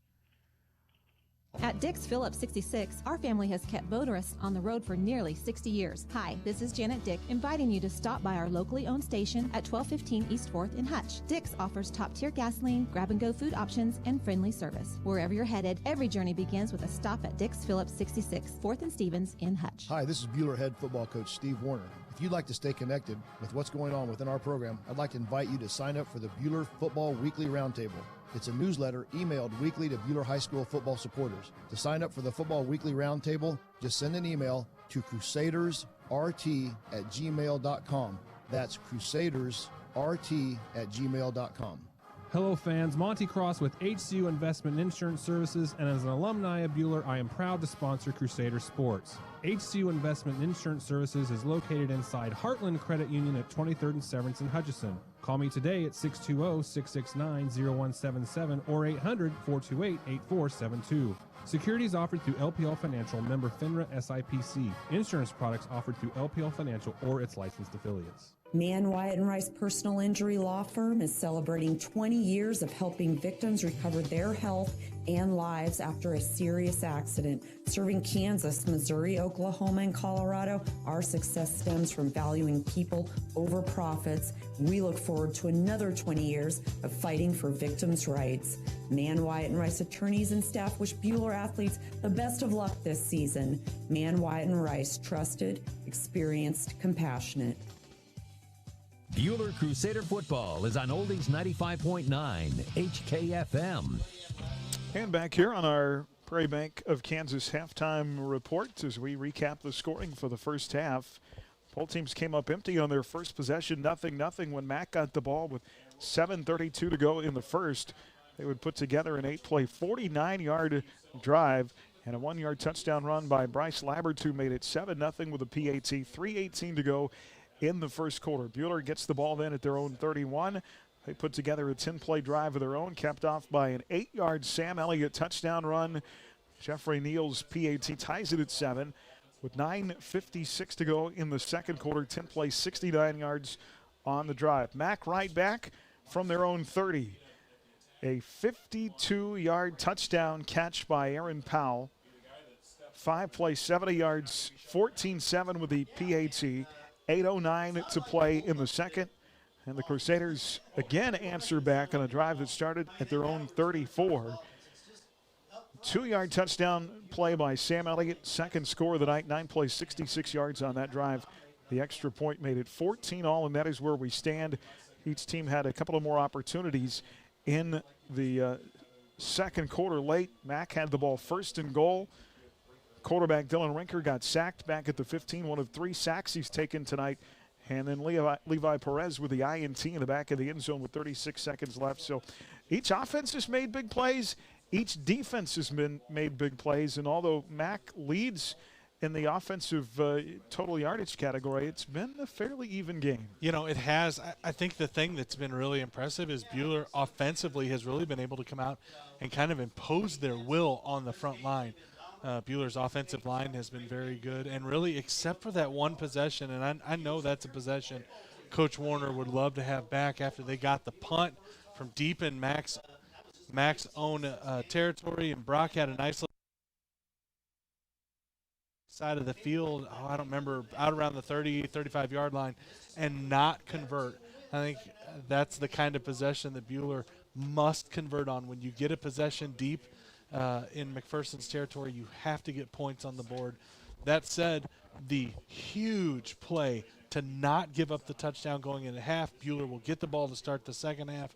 I'd like to see him come out, reestablish the run, really be aggressive and big up front, and then let Sam pick his spots. Well, so far, no surprise. It's been Bueller's run game against McPherson's pass game. Although McPherson, to their credit, that first possession, they ran every play. I think it was 10 plays, 10 straight run plays. So they really came out with an intent behind Jalen Gum of establishing the run and using the run to open up their passing game. So go inside the numbers, brought to you by Adams Brown Strategic Allies and CPAs, proudly serving businesses in Kansas for the past 70 years. Online at adamsbrowncpa.com. Bueller with 142 total yards of offense, 69 rushing. Sam Elliott, 10 carries, 61 yards, 73 passing. A workmanlike first half again for Brad Neal. If he can reproduce that in the second half, you feel pretty good. 4 of 9 for 73 yards, 217 yards for Mac, 46 on the ground, and we'll take that all day if they can keep him south of 100. The passing game of Dylan Rinker, the difference right now, 10 of 15, 171 yards, but then the INT, first turnover of the night, keeps the Pups off the board, keeps the game tied, gives Bueller the ball back to start the third quarter with a chance to take the first lead of the game. See how it plays out. Coming up, our Prairie Bank of Kansas halftime report. On the way, we'll update you on some other scores from around the area. Crusader football tonight, brought to you in part by Midwest Iron and Metal, by Edgar Family Dental, by Hutch Rec, Sunflower Electric Supply, and by Ray & Sons Roofing here on HKFM and the Crusader Sports Network. Find Prairie Bank of Kansas online at prairiebankks.com. Following tonight's game, get scores and highlights on the Central Kansas scoreboard. Bueller Crusader football is on Oldies 95.9 HKFM. At Adams Brown, our clients are the center of everything we do. Hi, this is Brett Henry. We're proud to have been named to the Inside Public Accountants Top 200 Firms for our 5th consecutive year. Adams Brown, Strategic Allies and CPAs, above and beyond. As your community bank, Prairie Bank of Kansas is always looking for ways to make banking more convenient, like e-statements. Eliminate the need to file your monthly statements. Now you can be notified the moment your statement is available and easily access it online. Sign up for e-statements online at prairiebankks.com or visit one of our locations in Stafford, Buhler, Inman, or Hutchinson. Prairie Bank of Kansas. How banking should be. John, when we last chatted, you said you were committed to offering vehicles at an affordable price, but aren't you going overboard taking 20% off the all-new Ram trucks? Absolutely. And let's go a little bit further. Not only am I going to take 20% off, I'm going to offer you a choice, either a 2-year service agreement or free fuel for a year. You're the boss. That's only at Allen Samuels of Hutch at 30th and Lorraine, online 24 hours a day at allensamuelshutch.com. Allen Samuels of Hutch.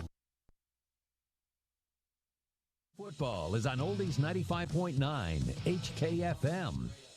And back here at the half, a look at our Buhler Dental Care scoreboard tonight. Online at BuhlerDentalCare.com. Providing healthy smiles with a gentle touch. Late fourth quarter, Wamego scores a touchdown. They go for two. 2-point conversion, no good. Arc City still up 1, 21-20. Elsewhere, Hoisington in the fourth, leading Garden Plain 22-14.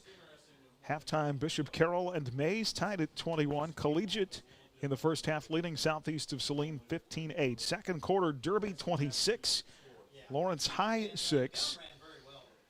Canton Galva nearing halftime in 8-man Division I, the defending state champs, leading Madison 24-20. Beloit in halftime with a 6-point advantage over Haven, 12-6. Hoxie in the third, leading Gossel 36-12. Halftime, Little River all over Chase County 40-20. And Bishop Miege with a tight touchdown lead over Tonganoxie.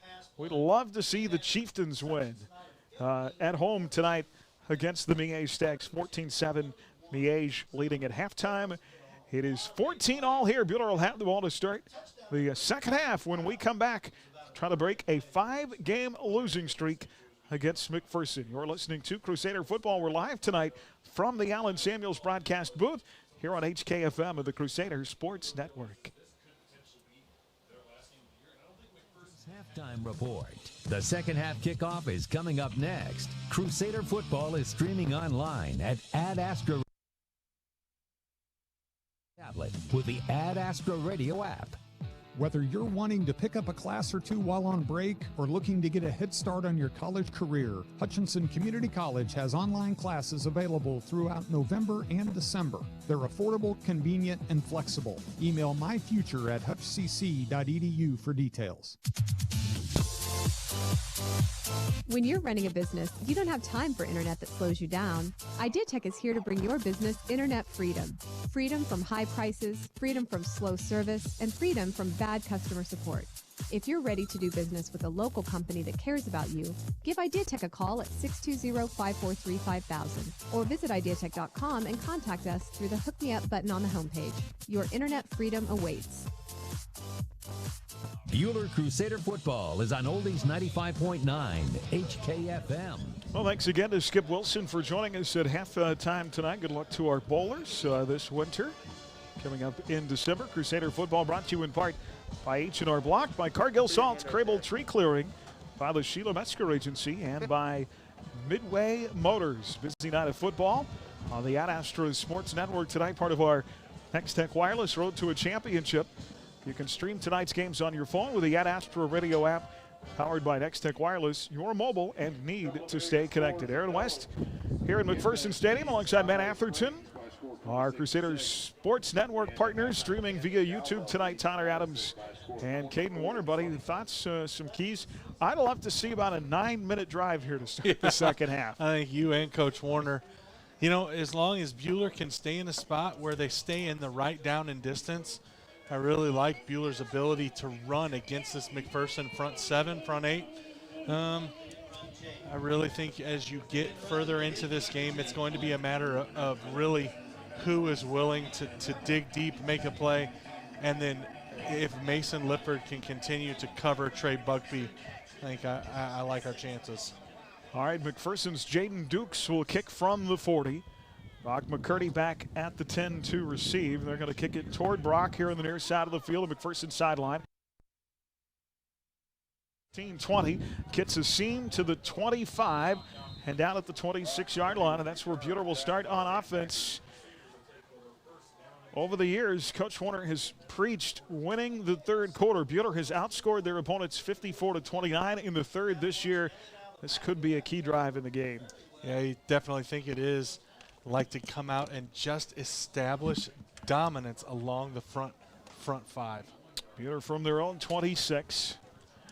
Out of the I formation, single receivers either side. McCurdy to the near side. And he will go in motion in the sweep play. Handoff, Elliott. Sam runs far side. Spin move to the 30. That's good. And boy, look at that surge by the offensive line up front. Gets help from his big guys up front to the 35-yard line. Yeah, that's a great job.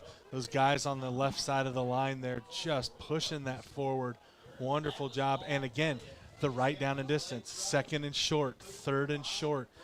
You can even be in second and medium, but you can't be long.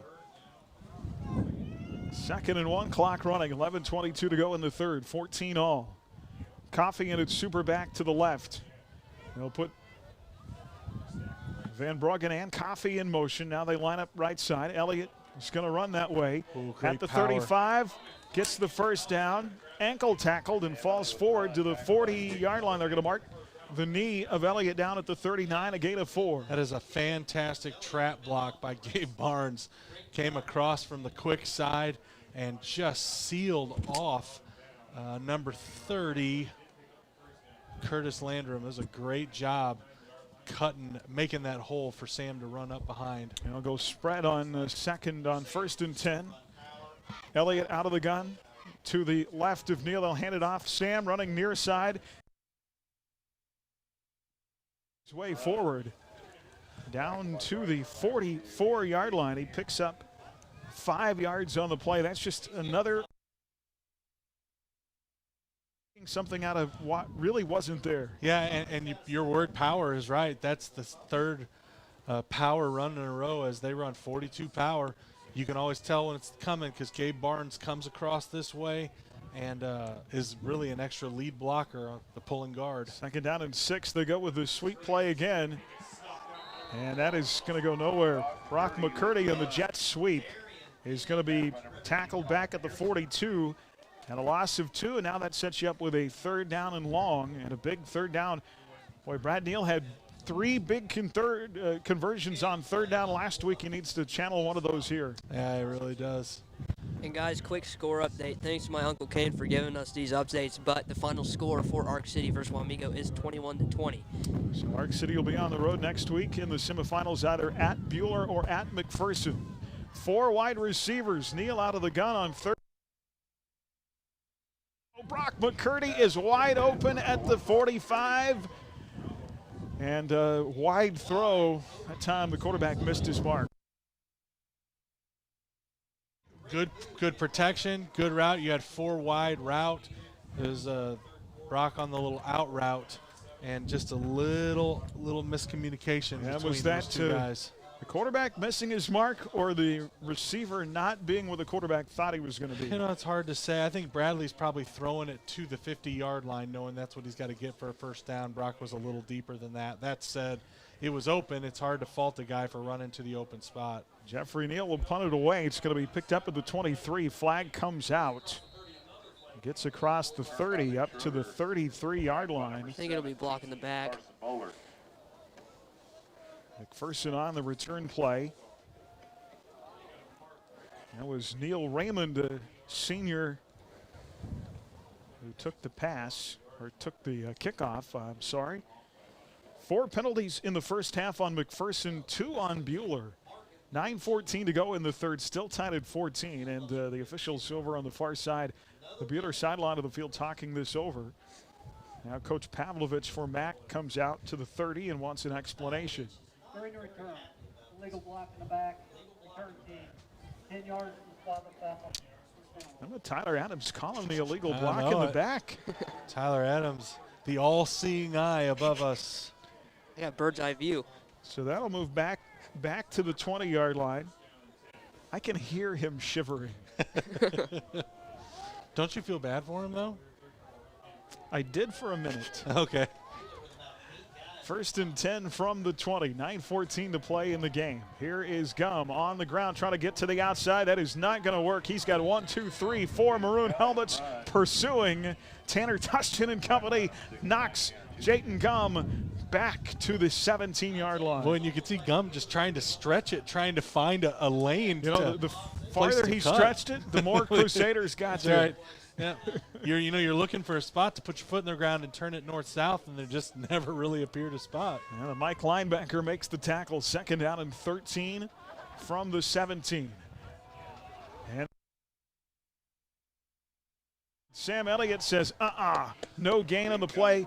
We'll give him a yard forward to the 18, and that is it. Big 3rd down and 12 coming up. Boyd, do you need a stop right here? You've got to know where Buckby is. And you see him to the left. With him. Deontay Campbell had a great game last week. He did.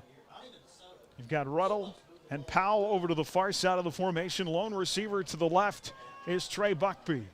Dylan Rinker out of the gun on 3rd and 12. From the 18, pressure off the edge by Coffey. Big throw. Oh, and what a catch. Oh, my goodness. And all the way, Jayton Gum is going to go to the house for a touchdown. Boy, and Sam had the release on that play and was in really good position, got his head turned around, jumped. And boy, all the way, Gum needed all the way to the house. 82-yard touchdown pass. You know, and good pressure by the front guys. Yep. Rinker had to get really a prayer throw, and Gum just made a great catch. He did. I think Gum for 82 equals Dad Gum. That's right. 7:45 left in the 3rd. That is terrible. PAT good. 21-14. Mac up here. And Crusader football tonight on HKFM and the Crusader Sports Network. Brought to you in part by Adams Brown Strategic Allies and CPAs, by Yoder Meat, Erickson Custom Building, by Isaacson Insurance, and by the Yoder Football Roundtable. Kickoff when we come back here on HKFM.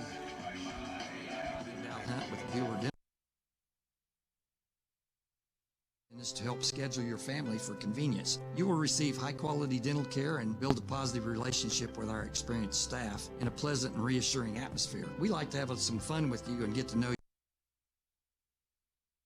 Call at 620-543-2768 or email us at drdowdds@gmail.com. Bueller Dental Care, providing healthy smiles with a gentle touch. Bueller Crusader football is on Oldies 95.9 HKFM. Hi, everybody. Welcome back. Here is the kickoff. It'll be taken by McCurdy at the 20, 25, 30.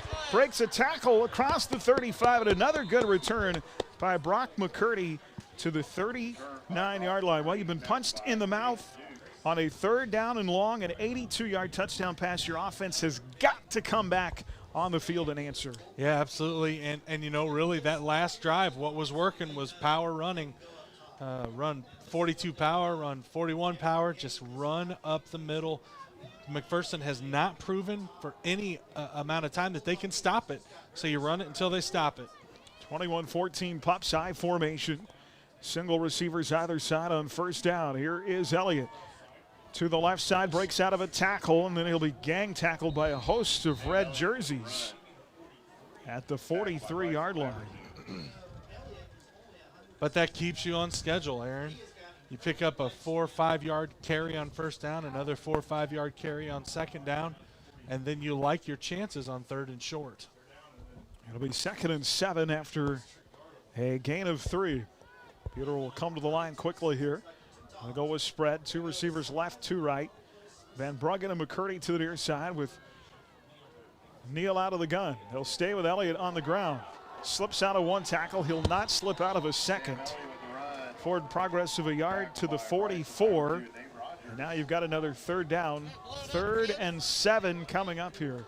Well, it's just so hard when you empty the backfield like that. You're trying to spread them out, but if those linebackers don't go anywhere, you almost would like to see them use a little RPO there and give Bradley the opportunity to throw the little short one. 2 receivers far side. Super back to the left. In Colin Rowland. Brad to throw.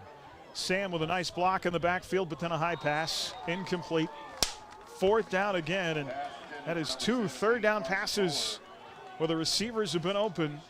That time it was Ryan Henderson to the far side, and Bueller's not been able to convert. Yeah, and really plenty of time to throw. That is a very long and difficult throw. And boy, Bueller's going to have to come up with some sort of special teams play. It'd be nice if they could come up with a big special teams play here. Kind of sense the momentum slipping a little bit, can't you? 6:19 to go in the 3rd, and Bueller down a touchdown and having to punt away again.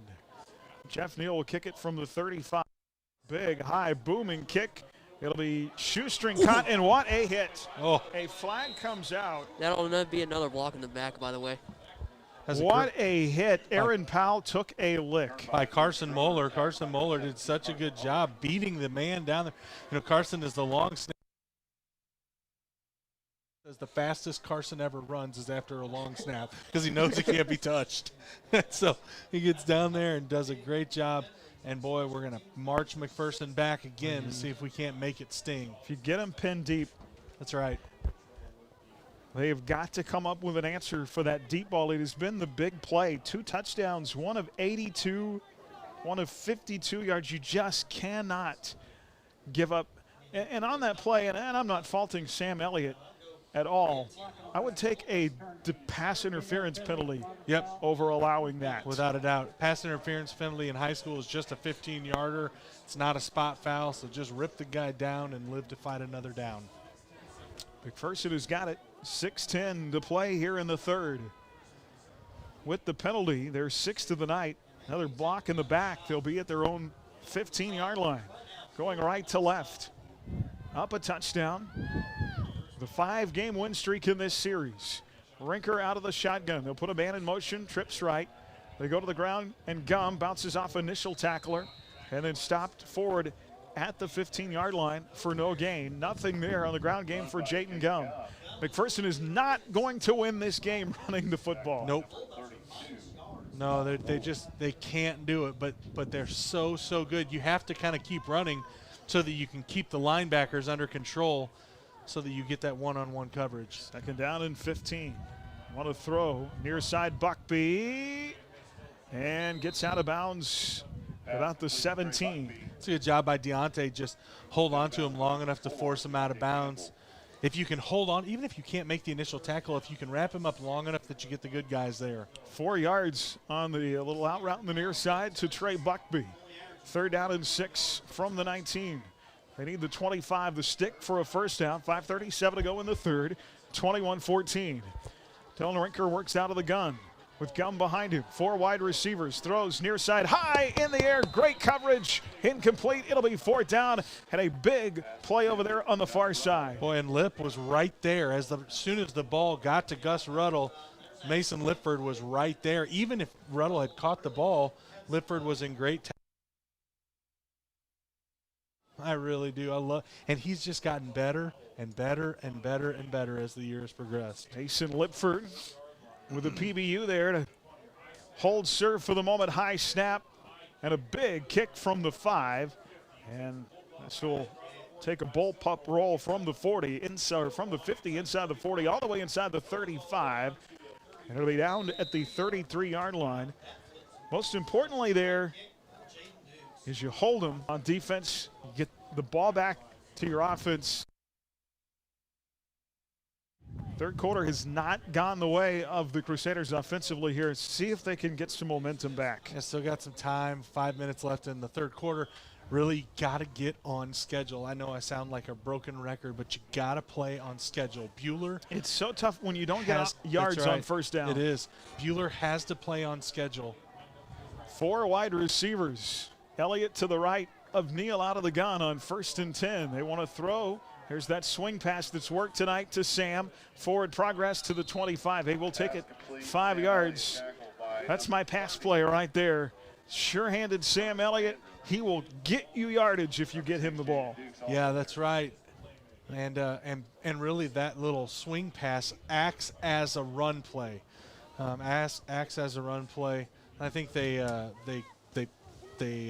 thought he was down a little early. Yeah, goes so just a for couple of yards. 2 to the 35.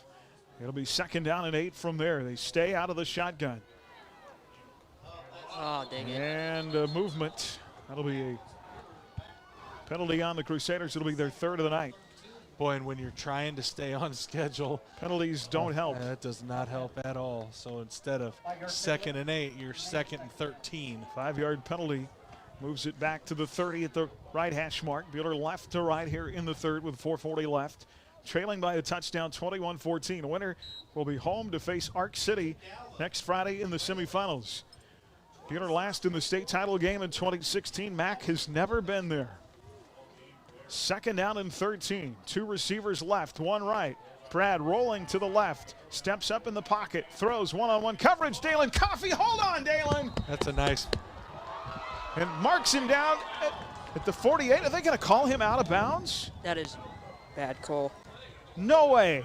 Absolutely not. How in the world is he out of bounds?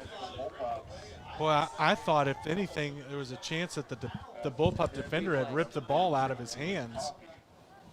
Well, certainly we're glad that didn't happen. But now it's 3rd down and 13 as they call the catch out of bounds. Wow. Boy, Dalen did everything but bring that Where's down. my challenge flag? We got footage up here. I mean, I do just want to point out that official is looking right there. A big 3rd down here. 4 wide receivers. Elliott to the left of Neal.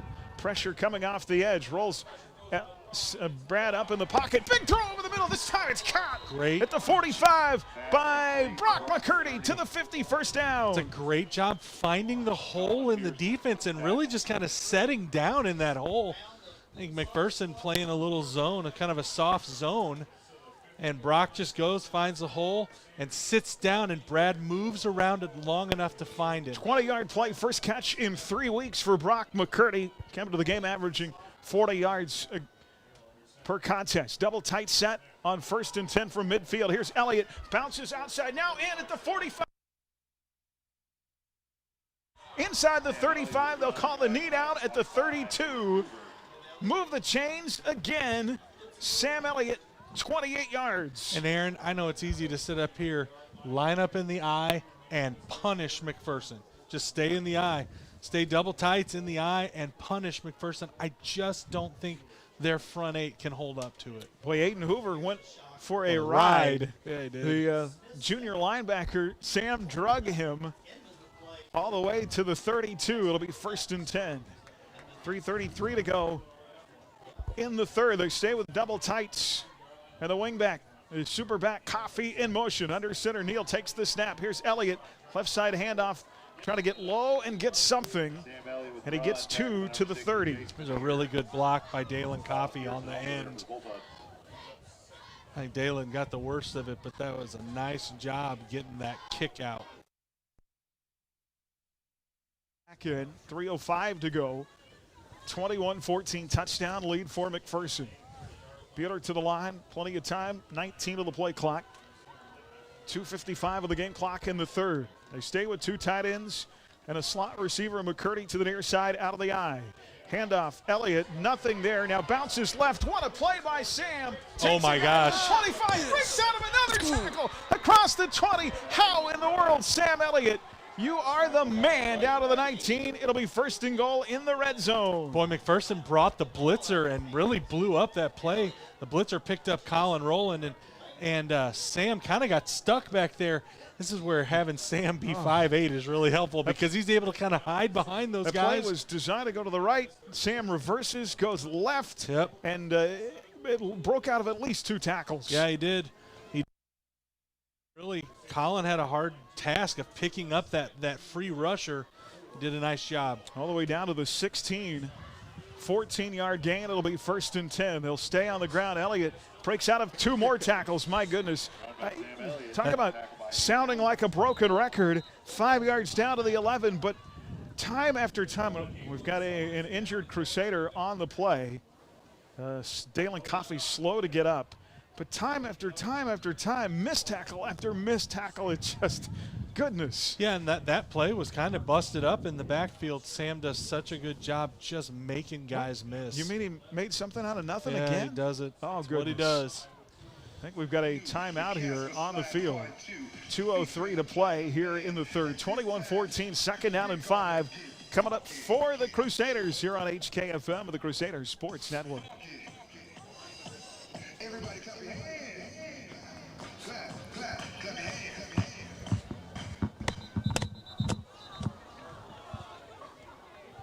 Bueller trying to answer the touchdown of McPherson here in the third quarter. 82-yard pass play from Dylan Rinker to Jayton Gum. Jayton on a kind of a prayer throw as Rinker was under pressure, made a beautiful catch at the 40 and then went the distance. 2nd and 5 here, clock running inside 2 minutes to go in the third. Super back in. This time is Carson Moeller to the right behind Bo Van Bruggen. He'll stay with Elliott. Inside carry, 10, 5. Man to beat the stiff arm and drug down inside the 5. It's going to be 1st and goal at the 3-yard line. I think they're going to tag on a little for a horse collar. There was a flag at the beginning of the play, though. Jayton Dukes got the stiff arm from Elliott. And there is a penalty marker down at the 3-yard line. Carson There's Moeller. another down at the is that a flag down at the 10? Yeah. Yeah, it was a holding. Carson Moeller had a fantastic seal block. Well, that should be offsetting penalties then, am I right? Yeah. I think they'll just replay the down. We'll see. Holding against Bueller. And there's your personal foul penalty against McPherson. Those penalties will offset. And we'll replay the down from the 11. Well, let's give Sam Elliott some more yards. 2nd and 5 again from the 11. Dalen Coffey was out for a play. He was slow to get up 2 plays ago. He is checked back in. Bueller to the line, 15 of the play clock. $1:33 to go here in the third, 21-14 McPherson. I formation. Brad under center takes it from Gilbert. Here is Elliott. Goes left, right, back right. And that was not the result we were looking for. Tackled at the 12. It's going to be a loss of a yard, and it's 3rd down. 3rd and 5. We have the play before that back. Yeah, sure wouldn't be surprised to see kind of maybe a little counter pass action here. Bueller has always really liked to run that Colin in Rowland situations like this. Goes out, Ryan Henderson in. Henderson in the slot alone to the far side. McCurdy to the near side. Coffey at his super back to the right. Here's Brad, low snap out of the gun, takes it, wants to throw in traffic, a fight for the ball, and Bo Van Bruggen comes up with it at the 10-yard line. He wrestled it out of the hands of the defender, literally wrestled the ball away from Bryce Labertu, and now it's going to be 3rd down and 4 at the 10-yard line. Well, you got a little bit of it back. You know you're in 4-down territory here. Check that, 4th down and 4. That's right. This is a big play, and they do have to run one more play here in the third. There's about 4 seconds difference between the play clock and the game clock. This is a monster 4th down. 4th and 4 down a touchdown going to the 4th quarter. Brad out of the gun, 2 receivers far side, 1 to the near, and now a timeout call. Yeah, coach wants to, this is too important of a play to risk not running it correctly. Inside 10 seconds to go in the third, timeout. Bueller on the 4th down coming up on HKFM and the Crusaders Sports Network. An unfortunate incident where sewage started to leak into the museum level. Given that we are supposed to care for and protect historic artifacts, we immediately called Phoenix Restoration because we knew Ryan and his team, they would work with us and get the situation eliminated so we could continue our operation. Reno County's only locally owned fire and water restoration company is Phoenix Restoration. They'll help you rise again after your disaster. Online at phoenixrestoration.com. Bueller Crusader football is on Oldies 95.9 HKFM. Well, coach calling a timeout. Coach Warner, winningest coach in school history. Won his 250th career game earlier this season. Looking for number 135 as a Crusader. Needs 4 yards on a 4th and 4 from the 10. 3 wide receivers. Neal out of the gun. Elliott to his right. They've been Campbell across in the jet sweep. They fake to him. Throw to McCurdy. He catches it inside the 5. Oh, no. This official on the far side is saying no catch. No, oh, no, he did. At the 2-yard line, it'll be 1st and goal. Boy, what a great throw. Just that quick little slant. And Brockta runs a nice route, gets his body in between himself and the defender. And, boy, what in between. And 1st and goal when we come back. Daddy, we talk about plays of the game. The INT at the end of the first half. Tough 4th down catch by Brock McCurdy at the end of the 3rd quarter. 21-14, Mac up, a touchdown on HKFM of the Crusaders Sports Network.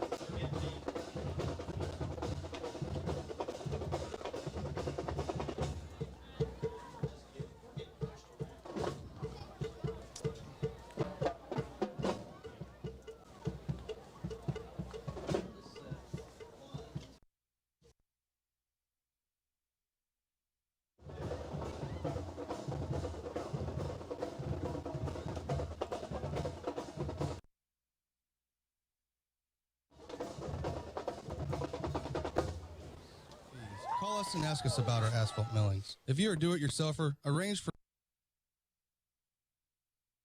620-662-2112. Bueller Crusader football is on Oldies 95.9 HKFM.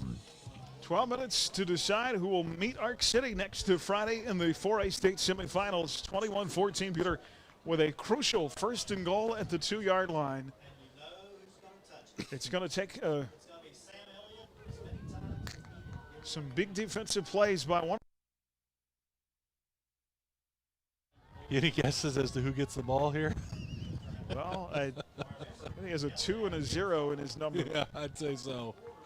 1st and goal at the 2. They bring in a couple of extra backs. That big package. Boy, look at him push toward the goal line. He's going to be right there. It's going to be 2nd and goal inside the 1. Man, Sam got stuck and just started digging. You just saw his legs push in that pile. Well, Sam is just like a freight train. He's literally got stopped at basically a brick wall. But did you see those feet moving? Yeah, you can see it from our angle. Sense of how hard he's working in there. It's more like a miniature bulldozer. It's just, holy cow. 2nd and goal at the 1. 3-back set behind Brad. Looking for the power run play right up the gut. Did he get in? No call yet. 3rd and goal from the 1. Come on. Well, let's ramp up the tension just a little bit more in this game.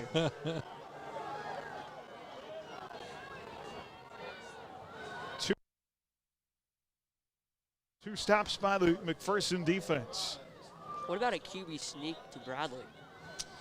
Yeah, or even a fullback dive just to try to be a little quicker. 10 on the play clock on a 3rd and 1 as they come to the line. They go back to the I.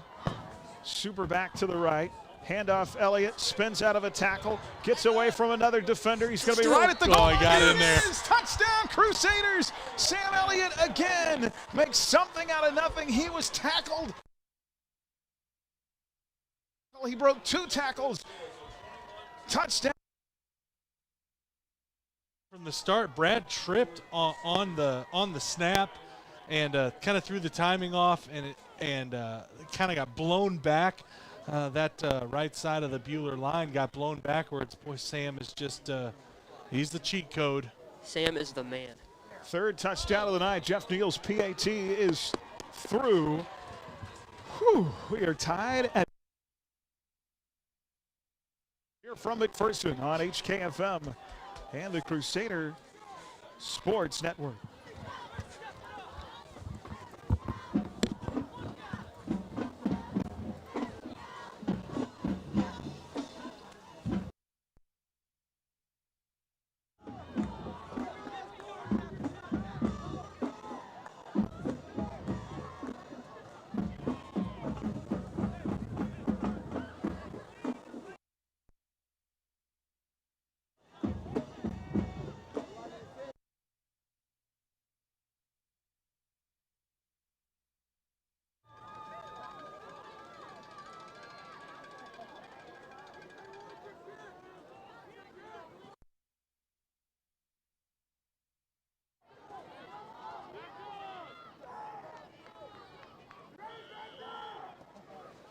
Well, here we go with the kickoff by Jeff Neal. Bounces at the 25. It's going to roll out of bounds near the 16-yard line.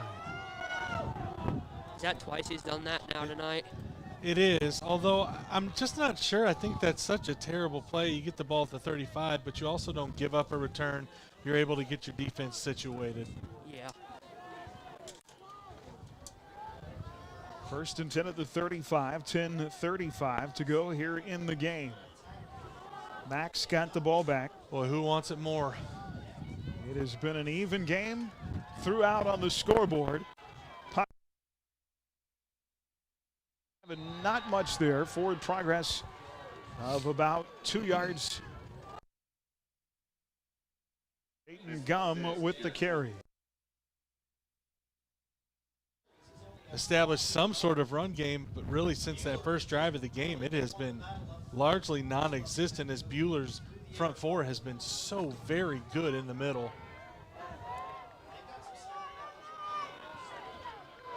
Second and 8. Pump fake. Rinker to go deep, one-on-one down the sideline at the 40. Oh no, don't call the flag on that. It's going to be a pass interference on Deontay Campbell near the 35. You know, really, part of the issue is Deontay never really turned around to locate the ball. That said, we were talking about this earlier. You'd rather take the pass interference penalty than the touchdown. Yeah, absolutely. So while it's not a spot foul in high school. Nope, it's just a 15-yard penalty. And so while you hate that you have to take the penalty, boy, you'll take the 15 yards over the touchdown. So it nets him to the 48 of Bueller. It'll be first and 10 from there.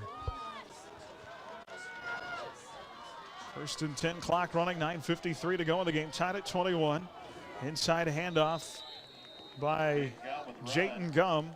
Gets a surge across the 45 to the 43. It'll be a gain of 5, second down and 5 in the middle of the field.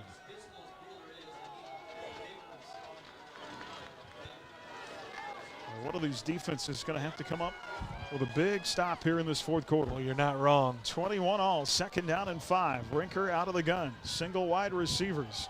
Here is Gum, and he's going to be brought down from behind. That is a fantastic play by James Blick. No gain at the 43. Boy, James Blick was able to split the offensive players and make the tackle. What a great push by the big man up front. If you're Coach Pavlovich, if you don't convert this third down, do you go for it on fourth here from this position on the field? Probably not with this much time left, but 3rd and 4 at the 42. This is why we don't get paid to make those decisions. Where is Buckby? He is alone to the far side. He's got Deontay Campbell on him. Lipford is covering the receiver to the near side. They'll go in the slot. High throw, incomplete. Powell tried to look, turn for the football. Getting it out quickly, but that time maybe a little too quickly. Yeah, a little high. As the pass was high, incomplete, and it's 4th down. All right, so Aaron, you get paid to make the call now. What's your call? You punting or are you going for it? I think they're going to go for it. Are they going to go for it, or are they going to try and draw the defense offside? Well, I'd sure be reminding your defensive players to watch the ball. Can't give them a free first down. 4th and 4 here. at the 42. Now Rinker again looks to his coach on the sideline. 5 on the play clock. They're going to go for it on 4th down. There's the pass fake over the middle. It is incomplete. Yes! Turnover on downs. They looked over the middle. Aaron Powell is begging for a penalty flag. There is none to be found. Matthew Eddy on the coverage. Yeah, Brock McCurdy hand over there and dislodging the ball. Boy, what a humongous defensive play. Boy, if you go for it in this part of the field, that's the trouble. If you punt it, you pin Bueller back deep and let your defense go to work. But Bueller's going to have it back at their own 42. Maybe a tad bit generous there. I feel like that he made contact a little early, though. Do we have an 8-minute and 34-second touchdown drive? Can you just call that play? Dives low to get a yard to the 43. Do you have the 8-minute touchdown play? Is there one of those in the old bag? That would be okay with me. Right. Really, at the end of the day, any score, Buhler has not led tonight. They've trailed by a touchdown on 3 different occasions. Each time they have tied the game up. We're tied here at 21 with 8:07 to go. 2nd and 8 from the 44. 2 receivers near side with Neal under the center. He'll hand it off to his tailback. Elliott breaks out of an ankle tackle at the 45. There's going to be holding on somebody on this near side. Yeah, I think it was on Brock. And Sam Elliott, boy, grasping at the ankles of Elliott, gets forward to the 47. But that is probably coming back. And I think Sam could see the official throw the flag, and so you're like, I just really don't want to get hit at this point. That is going to push the ball back inside the 35 to the 34-yard line. A 10-yard on 2nd down and long here, 2nd and 18. Boy, again, if you could get at least half of that back. Yeah, you just need half. You don't have to go for it all. You don't have to throw it deep down the middle. Neal will be out of the shotgun. Elliott to his right, 2 receivers right. Check that, 2 to the left, 1 to the right. Here's Campbell in the jet sweep. They fake, throw over the middle, in coverage, picked off. Picked off by Jaden Dukes. Dukes returning, 45, 30, 30, 20, 15, still on his feet. McPherson's going to have it in the Buhler red zone. Boy, a ball that went right through, I think it went right through Dalen's hands. I'll have to look at the tape. But again, you know, we were just talking, don't have to go for all of it, just get a little bit of it back. I like the jet sweep action. I like that fake. It pulls the safety over, which creates some space in the middle of the field. I like everything about it, just not quite the McPherson's going to have it 1st and 10 at the Buhler 13-yard line. Bradley Neal had not thrown an INT in 3 weeks. Picked there. And here is Schreiner up the middle, inside the 5, down to the 4. It's one of the better runs for McPherson. Gain of 9. It'll be 2nd down and 1 from there. They have all the momentum right now. Each team with a turnover. Each quarterback has thrown a pick. 2nd and 1 inside the 5. Rinker out of the gun with a 2 tight end set. Here's Schreiner, inside, touchdown. Boy, 2 runs right up the middle. You can almost sense that Buhler had the air out of its sails just a little bit now. Going to have to respond. Plenty of time left. No reason to panic. 6:49 left. Mack will go up a touchdown again. Aaron Powell to hold at the 10. For the PAT, it is up and good. That's going to be a penalty. 27-21. Is there a flag out after the kick? Yeah, I think there's some extracurricular, and I think it may have been on Tanner Tushkin. All right, we'll decide it when we come back. Mack up a touchdown again on HKFM and the Crusader Sports Network. Seasonings and sauces will make Jackson Meat your one-stop shop this holiday season. Let us customize a gift box for you and select the perfect gift for any budget. Gift cards are also available. Thank you for choosing Jackson Meat in downtown Hutchinson. Don't be left out in the cold shivering when you can have a heater in your coat. That's right. You can install the Anceris Torch 2 universal coat heater into whatever coat you want to wear and stay warm with up to 4 hours of heat between charges. Turn the heat on and off or adjust the heat with the press of a button. What a great gift idea for just $79.95. Shopping Sunflower Electric Supply keeps more money circulating locally. So come see us today, Sunflower Electric Supply in Hutchinson, Great Bend, or Liberal. Buhler Crusader football is on Oldies 95.9 McPherson has scored tonight. Buhler has answered. 6:49 to play in the game. 28-21. There's going to be a personal foul penalty assessed on this kickoff. Be the 5th penalty of the night on Buhler, and that means McPherson is going to kick from Buhler 45. Imagine this one's going to the end zone. I think if you're Buhler, you almost hope it goes in the end zone, don't you? You probably do. It's going to be taken by Brock at the 5. Return 15-20. Well, they'll get past the 20 where it would have been. Pretty good job just to get out there by Brock. To the 21-yard line. Well, if that turnover was your mulligan, you don't have any more. That's right. On this drive from their own 21. 6 minutes left in the fourth quarter. 79 yards. Plenty of time in front of them. No reason to panic. Down a touchdown. Brad under center. I formation. 2 wide receivers. Near side is Dalen Coffey. Brad will take the snap with 8 on the play clock. Fullback handoff. And forward progress of about 2 yards. Based off the way Brad handed it off, I think it was just an option and gave it to Colin as the quick man. Gain of 2 to the 23. Yeah, I can't think of other than that play right there. I think Brad had 1 run in the first 3. Brad out of the gun now. 3 receivers set.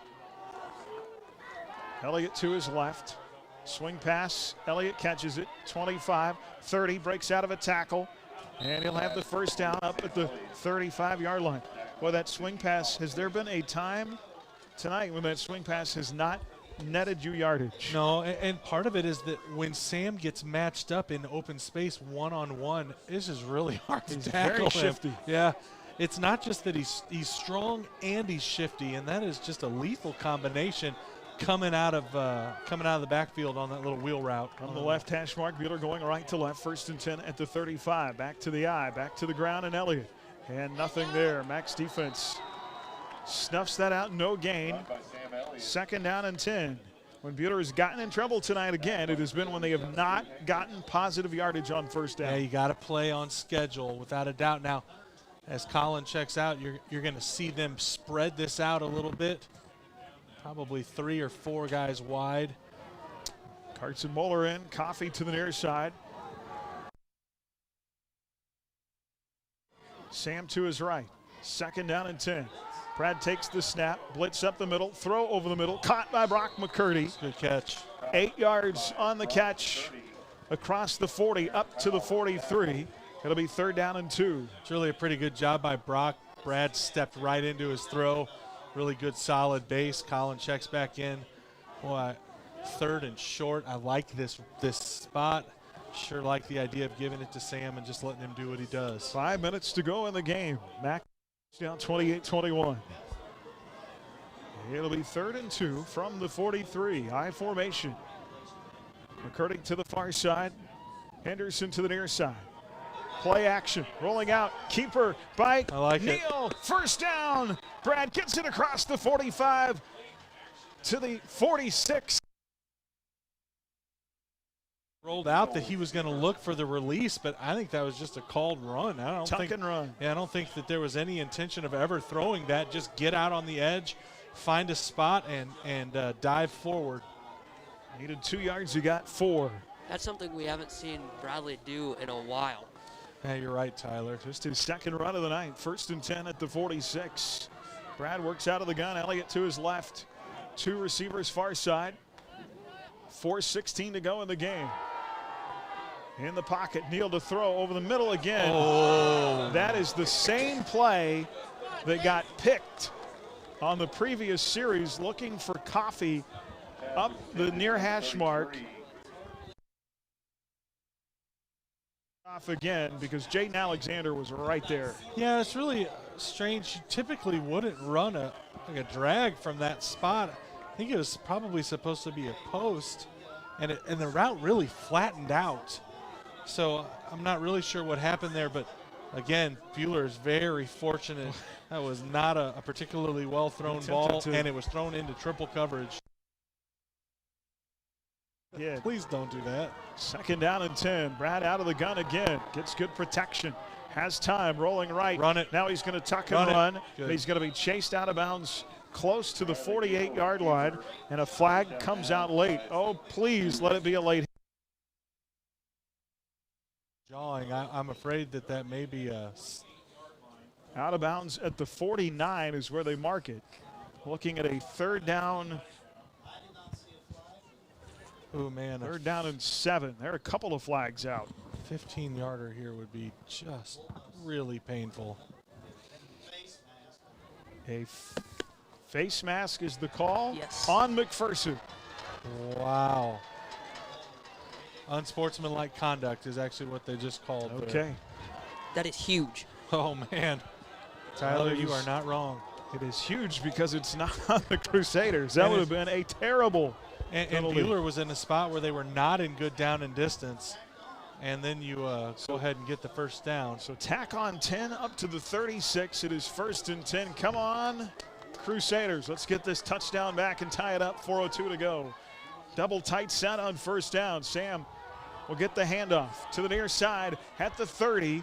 Boy, I love when those first down plays go for 4, 5, 6 yards. Absolutely. Inside the 30 to the 28. And really a good job by Colin getting to the edge and sealing up the defensive end. Sealed him off. Sam ran right behind his rear end. 8 yards in the play, 2nd down and 2. Clock running. 3:35 left. The receiver Moeller to the far side of the I formation. Brad under center takes the snap. Play action, wants to throw, has time, throws one-on-one, incomplete. Looking for Moeller in the end zone. Boy, and he had a step. He had a step. The throw ball was just a little out in front of Carson. But I guess the 2nd and 2 is a good time as any to go for the home run without ball. a doubt, absolutely. That's a great time to do that. But that post was open. That deep post was open. Carson had him really by a step and a half. Something you Incomplete. never see with Carson. They're down and 2. Again, out of the I formation. They're going to go back to Elliott. Good. Elliott jukes left and then right. Very close to the stick. He may be half a yard short. Well, you got to go for it here, Oh, don't you? yeah, absolutely. Boy, the 1st down marker is just past the 27-yard line. 4th down and less than a yard. Boy, what a huge play right here. Should be tempted to go on quick and see if you can't catch him napping.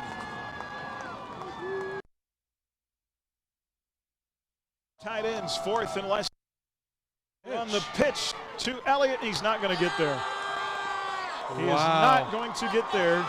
I think that may be the first pitch play all day long.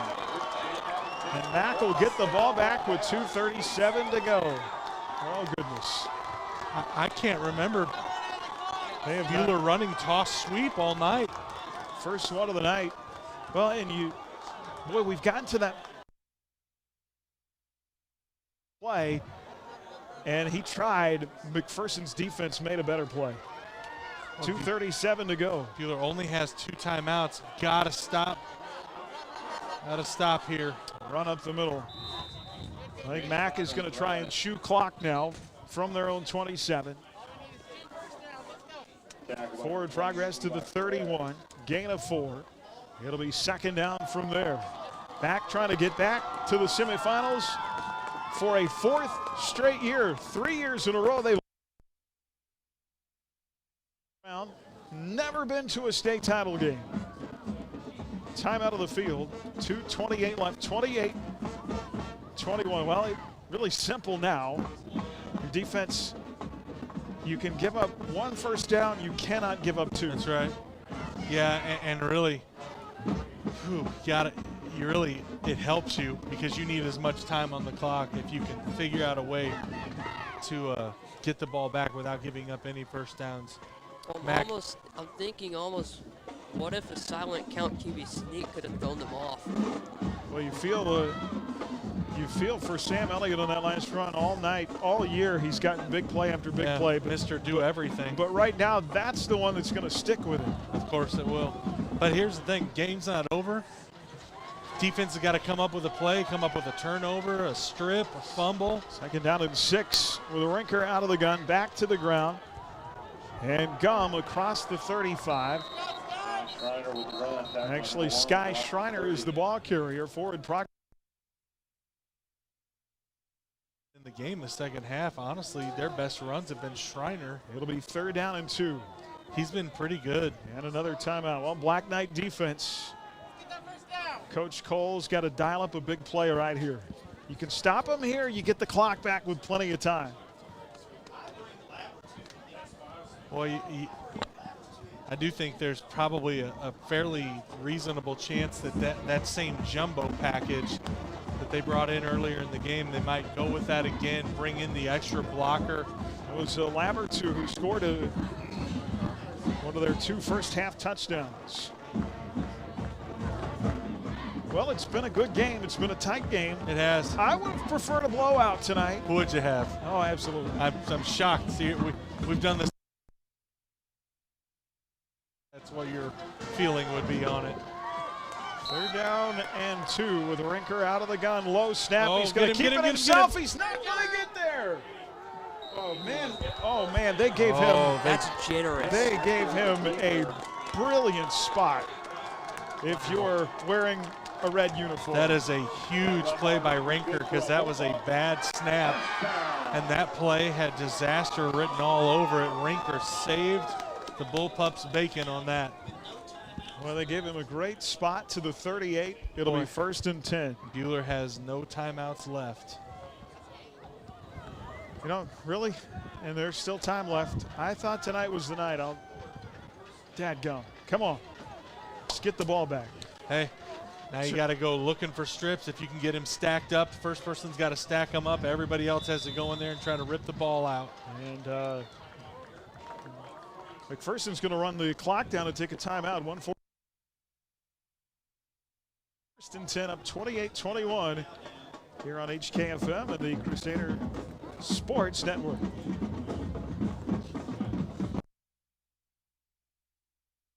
I'd like to wish Coach Warner and the Bueller Crusaders a healthy and successful season. The same level of hard work, dedication, and commitment to excel on the field is what we do at Abilene Animal Hospital. We continue to invest in new diagnostics and technology to make every effort to give you and your pet the best care possible.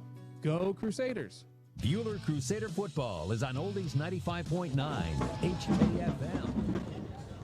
1st and 10 of the 36, 1:42 left. Park City won over Wamego tonight. They will play either at McPherson or Bueller next week. And I don't know if they can get the ball back as Rinker takes a knee. No, that's going to do it, man. Wow. This has been a tough place. Mac coming in, winning 5 in a row in the series. This rivalry that goes all the way from the field to the announcer booth. This announcer does not like to lose. And really does not like to lose in McPherson. No. And they'll take another knee. The only wins that I have been fortunate enough to call in McPherson, well, we have one here with our ball. We won, take you back to the year we won the state championship.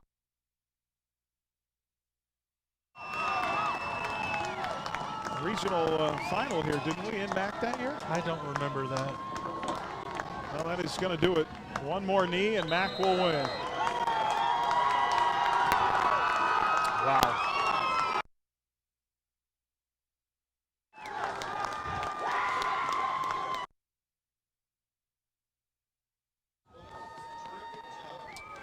There are a handful of plays in this game that you said, wow, if that could have gone a different way. Yeah. The play I go back to, it was not a good throw by Rinker. Under pressure.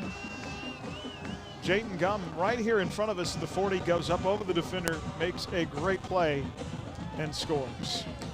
Yep. I think Sam Elliott was in coverage there and kind of got turned around. That's right. They had pressure on the quarterback. And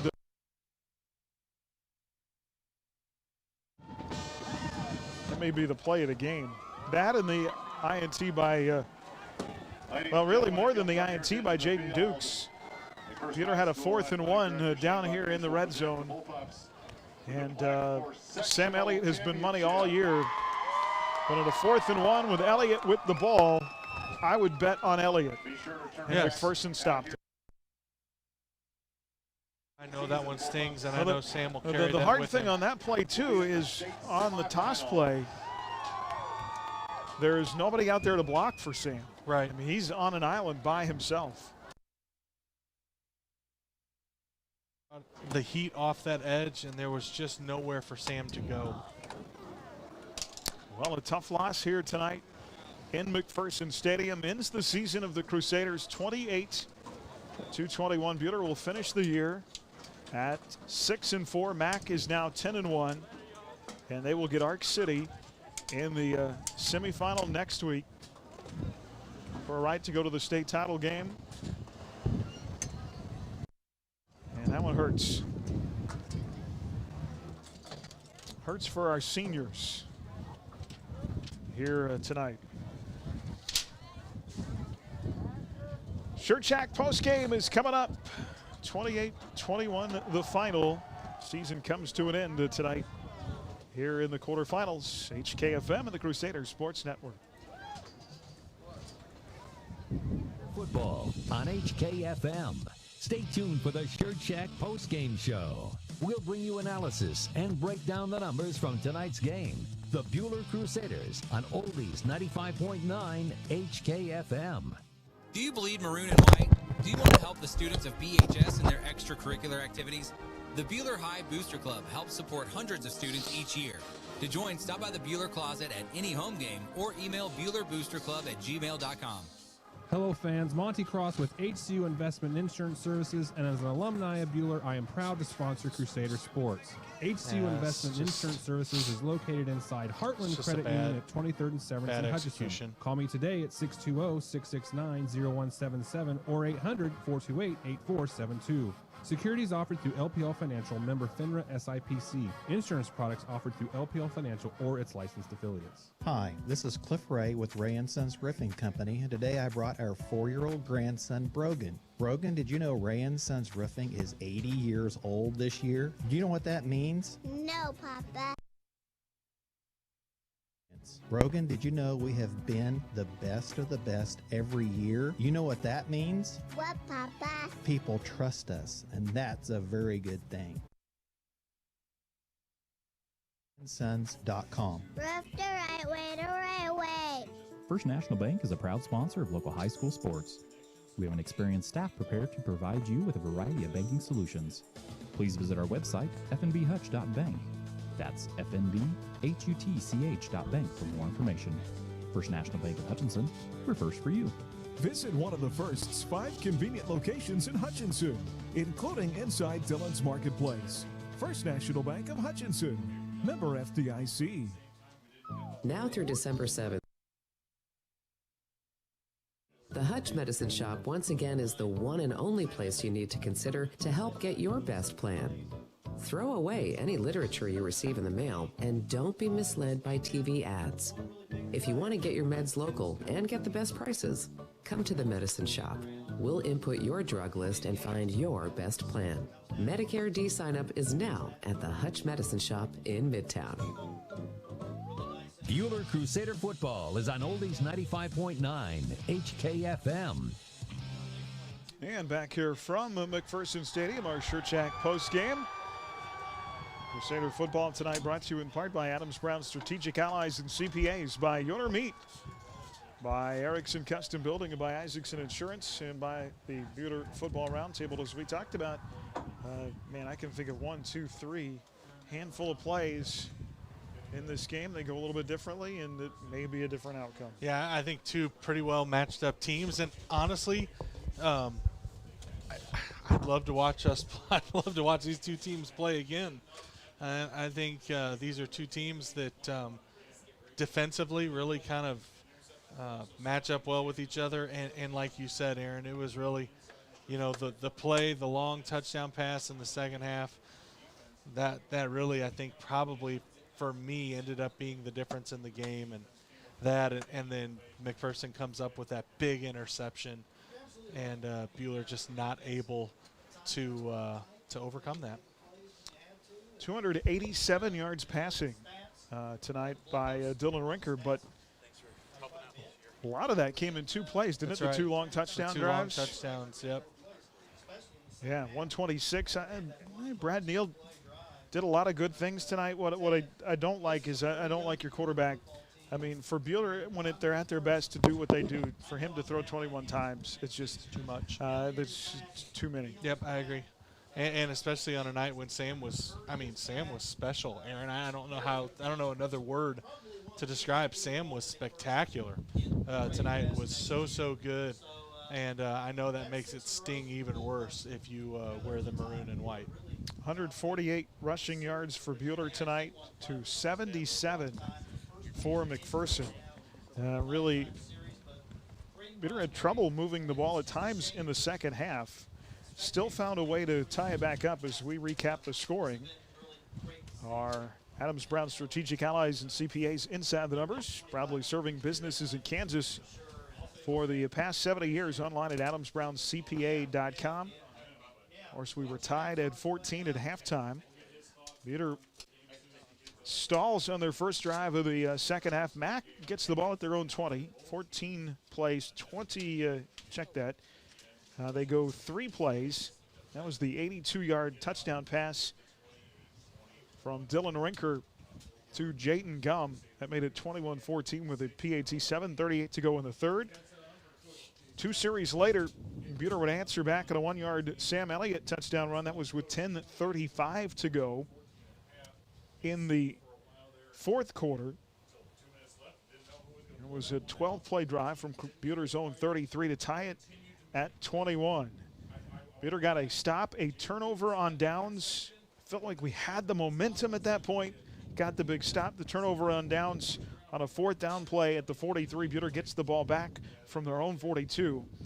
And that was the Jaden Dukes interception that seized the momentum away. He ran it all the way down to the 13-yard line, and then Sky Schreiner ran it in from 4 yards out, 27-21. Crusaders had a chance again, buddy. They got all the way down to the 28 here, nearing the McPherson red zone on a 4th down and 1. Sweet play to the right side, and they tried to pitch it and get Sam out on the edge, and McPherson made a great defensive play to stop the drive, turnover on downs, and then they were able to run out the clock. Yeah, that boy, it's such a bummer. Your heart just hurts for the kids because you know how badly they wanted it. They played a really a quite good game, and really a couple of mistakes in the secondary early in the first half. But Aaron, I think you'd agree with me, in the second half, really the secondary really stiffened up, did a pretty good job. So kudos to those kids for working hard. Absolutely. Final game for our seniors, and yeah, love those kids. Love their heart and the way they came together this year. Graham Fluck is one that I think of. Got hurt right at the beginning of the year, was supposed to be one of the starting defensive backs. And that gave Mason Litford a chance to come in, and he had a great year, but not the way Graham wanted to finish his senior year. Ryan Henderson, of course, Mason Litford, who came up big. He was really fantastic. good tonight. Levi Perez, another great senior. James Blick, boy, going to miss that kid. In the middle. Yeah, absolutely. Jared Christensen, Corey Gilbert, and Elias Harder, and Tyler Presser, our seniors. Fantastic kids, and they'll all be missed. So always hard for them as there's no tomorrow. You know, most guys as seniors, this is it. That's right. Not very many go on to the next level. And you know those kids are hurting in there, but boy, what a really good season. And in a you know, coach talked about it in the pregame show, kind of a reloading year. These guys came in and did a fantastic job. Absolutely. You can be proud of them. You know, Crusader Nation, these kids worked their tails off. Yeah, I think the McPherson game was kind of a punch in the face to them, and it's kind of a wake-up game, to be honest. They lost that game 27-13. They were a different team after that. They blitzed Circle twice, blitzed Rose Hill, and they came within a couple of plays of going back to the semifinals. I really believe that. Yep, so, absolutely. Tough win tonight. Our Inside the Numbers brought to you by Adams Brown Strategic Allies and CPAs. Thanks to those guys for helping us all year long. We'll get some more scores coming up in our Bueller Dental Care scoreboard. And back to wrap up our coverage, our play and player of the game on the way next here on HKFM and the Crusaders Sports Network. The key stats with today's Mid-Kansas Credit Union game recap. And hear from head coach Steve Warner. Crusader football is streaming online at adastraradio.com and on your smartphone or tablet with the Ad Astra Radio app. Hi, this is Brett Henry, and for the past 75 years at Adams Brown Barron & Ball, we've served Kansas and America. To celebrate our 75th anniversary, we have rebranded to Adams Brown, Strategic Allies, and CPAs. For more information on our exciting changes, check out adamsbrowncpa.com and see why we are above and beyond. My name is Jim Remar, and I'm President and Chief Operating Officer at the Cosmosphere. Working with Phoenix Restoration was great. They were quick to respond. They were reliable. They really went out of their way to accommodate us and to do what they could to help keep our operation going while they were in there addressing the problem. As far as we're concerned, they're the best in the business. Reno County's only locally owned fire and water restoration company is Phoenix Restoration. They'll help you rise again after your disaster. Online at phoenixrestoration.com. Bueller Crusader football is on Oldies 95.9 HKFM. And back here at our Shirt Shack postgame to wrap up our coverage tonight. We'll get some postgame thoughts for Coach. Coach always gracious to join us, no matter the outcome, even when they heard it. Coach, I appreciate your time and allowing me to be a part of the program in a little bit of a way. And I know this one hurts. Coach, your boys played hard tonight. They were right there. Played with a ton of heart, and I'm just very proud of them. They never quit, just kept fighting. And, I mean, obviously we played a good football team with a lot of athletes, and we hung right in there with them. My hat goes off to the seniors. They played so hard, and they were good leaders for us. And what I love the most about it is just the improvement that we made. And we improved every game and had a step back at Wellington, and then we came back and played Crusader football. And I'm just very proud of them. Coach, you go back to you had the ball 4th and 1 at the MAC 28-yard line, I believe. And, man, I'm right there with you. I'd give the ball to Sam Elliott every time, and he's made so many great plays for us all year long, and I hate it for him because at the wrong time, McPherson made a better defensive play, and I just hate that the night ended for him like that. I hate it, because I mean I thought it was a good call because I really felt like they thought we'd be running between the tackles, and I thought it was the best thing was try to get outside. We probably looking back now we should have run some kind of bootleg or something, or we like a quarterback counter that we ran earlier in the series, and.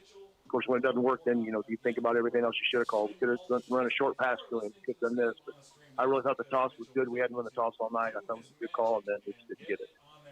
Boy, in that the way it goes, Coach, when things go against you, you could stay awake for nights second-guessing yourself. And I guess at the end of the day, you just have to trust in your kids. And like I said, I would trust Sam with the ball every time. So. He's been great this year. Well, like on the goal line, oh my gosh! I mean, how many times we're going to run that play, and then he does get in and had to make. He put 3 tackles, I think, to get in. So I guess I put the ball in his hands on 4th down anytime. Yeah. Well, we thought it would be a tight game, Coach. They have been in this series as of late, 2 evenly matched teams on the field, and kind of reminiscent of how it went the first time. Really a score difference between these two. It's kind of eerie how that seems to happen every time. So, yeah, it is. But the thing's got to stop is them getting the W's. And I'm proud of our kids again the way that we responded and kept fighting. We got behind and we kept coming back. And just very, very proud of them. Coach, I think you've alluded to it. Really a turnaround of the season. The loss to Wellington, I think, woke these kids up. And, they were really a different team after that.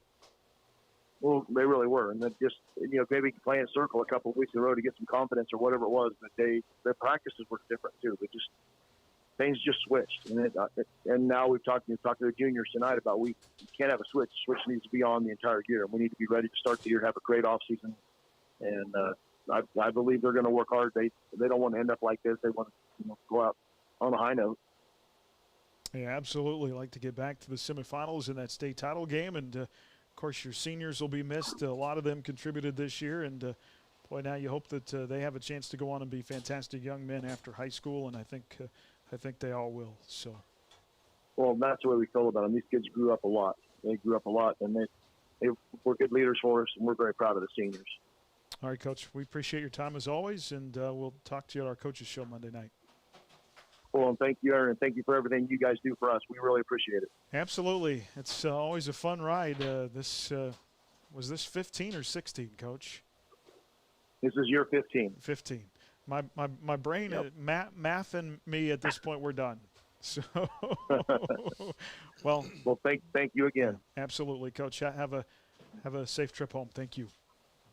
Okay, goodbye. All right, that is Coach Steve Warner. Boy, tough to hear the dejection in your coach's voice. Yeah, absolutely. And again, I just want to echo what Coach said.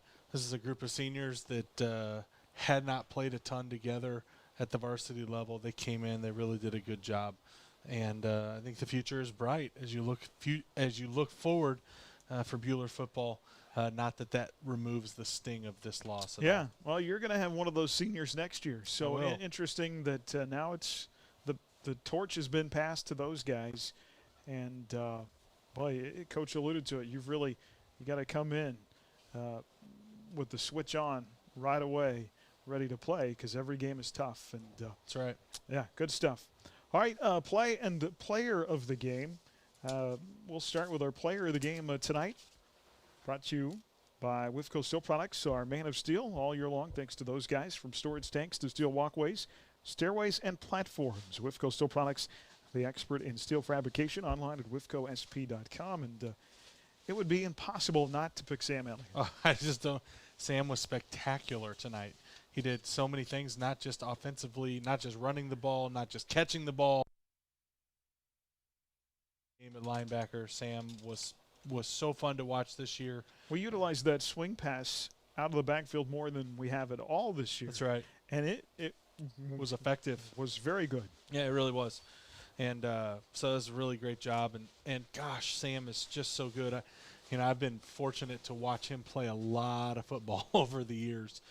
Since I have a kid in the same grade, and I can't wait to see what that guy comes up with next year. Yeah, somebody asked me, who's been your favorite back in the last 15 years? Is it Oden? Is it Fisher?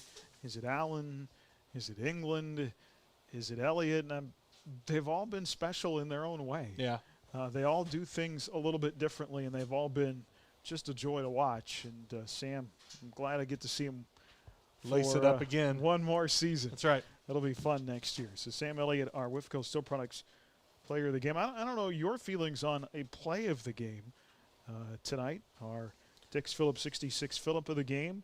Phillip on top tier gasoline, snacks, and more at Dick's Phillips 66. I guess we can. For me, it's that interception by Levi Perez right at the end of the first half. That was I thought that play was spectacular. There were two really huge plays, I thought. That one in the first half. And then we stopped them on a 4th and 1. That's right. At the 43 in the second half. Two big defensive plays that I thought were really key in the game. I agree with that. But, yeah, that interception in the back of the end zone was fantastic. We'll make that our Dick's Phillips 66 Phillip of the game tonight. TA, if you're not a frozen popsicle yet, you got any logistics for us tonight? Yeah. Well, Caden. We'll give it to Caden. Here you go. I have no idea what's happening right now. Hello, everyone. I am Caden Warner, and I'll be giving you your post-game stream analytics real quick.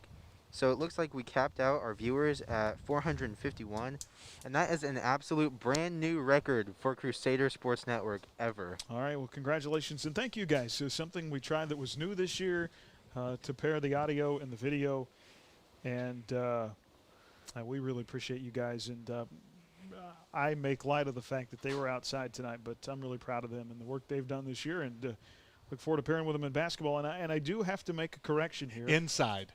Basketball inside. Basketball is going to be inside, and I'm looking forward to that. I have gotten a text from Mason Lipford's older sister correcting me who made the interception in the back of the end zone. She's telling me it was Mason. So awesome. I will. Why would I doubt her? Absolutely. Anyway, apparently it was Mason. It was about as far away from us as you can get. And we knew it had a 2. And I wasn't sure what the digit was after that, but from that far away, at 8 and a 3 looks really similar. A lot alike. So it was a fantastic play. That's right. And Taylor, it was all Aaron's fault. Yeah. Absolutely. Well, let's bring you just a few final scores in our Bueller Dental Care scoreboard before we get off the air here tonight. Finals that we have, of course, 28-21 here. Mac beats Bueller. Little River is moving on to the Final Four. The Redskins beat Chase County 70-26. Haven's season comes to an end at the hand of Beloit tonight, 32-26. Beloit wins. Collegiate beat Southeast of Saline 27-22. We had about 54 seconds remaining in the fourth, and Madison was up 10 on Canton Galva, 34-24. So it looks like Canton Galva, the defending 8-man-1 champs, their season may be coming to a close tonight. Fourth quarter, Victoria leading Wheatland Grinnell, 36-20. Derby in the fourth up big over Lawrence High tonight, 40-13. Final, Hoisington wins over Garden Plain, 21-14. Andale blanks Riley County tonight, 42-0. Wichita Northwest over Capon, 26-14. That is a final. Third quarter score, we had Junction City 35, Wichita East 26. DeSoto leading Mill Valley in the fourth, 13-10. Arc City hangs on to beat Wamego tonight, so Arc City will be represented in the semifinal. They play McPherson next week. Inman wins tonight 32-6. They beat Conway Springs. Teutons headed to the semifinals. Congratulations to them. Fourth quarter score, we had Hoxie 58, Gossel 12. So just a few finals out there on our Bueller Dental Care scoreboard, brought to you by Bueller Dental Care, providing healthy smiles with a gentle touch. Big thank you to all of our Crusader Sports boosters for following us during the football season. We appreciate each and every one of you, and we look forward to lacing it up and hooping it up. Coming up the first Friday. Bueller's not had a Friday game to start the season in a long time. And I kind of gotten lazy and used to not having to start until the next Tuesday. But we will open the season. Is that December 4th? I think it is December 4th. It's literally, I think, 3 weeks from now. December 4th at Nickerson. That's right.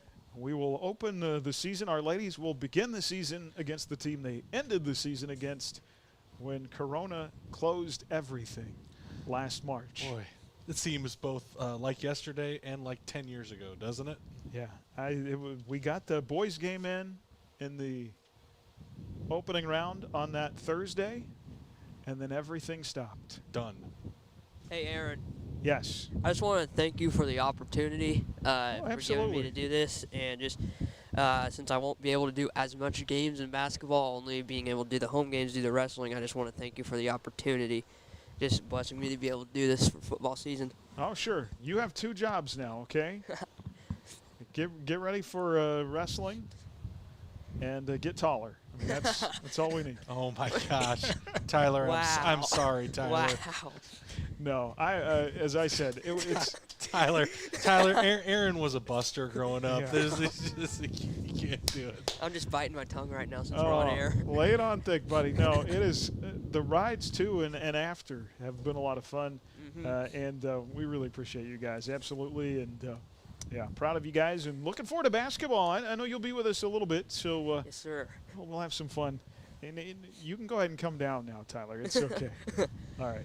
All right, thank you. Everybody have a great weekend. We'll see you the first Friday in December for Crusader. I'm ready. Crusader basketball. I am ready. I am too. Absolutely. Excited to see Coach Mitchell-Stetter, brand new girls coach. I have to tell her to tone it down on the sideline a little bit, but you know, the interesting thing about that is at some point in the season we may not have fans. That's right. We sit right next to the coaches. That's right. So everything they say. That's right. will be broadcast for the world to hear. That's right. On Friday nights for basketball. What a great fall season of Crusader sports. And that would remind me in closing, we are working on a recap with all of our fall sports coaches and athletes. We rolled out our golf recap last week with Coach Torg and our 5 state qualifiers in golf. We're going to roll out I believe tennis next week and then cross country the week after. We'll also work on soccer and volleyball as well. So look for that, our Crusader Sports Talk podcast. You can download that on any podcasting platform or find out more at astroradio.com. Tonight has been continuing coverage of our Next Tech Wireless Road to a Championship. Thanks, buddy, for coming along. Have a good weekend. My pleasure. Matt Atherton for Caden Warner and Tyler Adams upstairs, our Crusader Sports Network. Aaron West, you've been listening to Crusader Football here on HKFM of the Crusader Sports Network. I want to remind you about the importance of prevention. You know, when kids or when families get involved in drugs, one of the things, unfortunately, that we see in law enforcement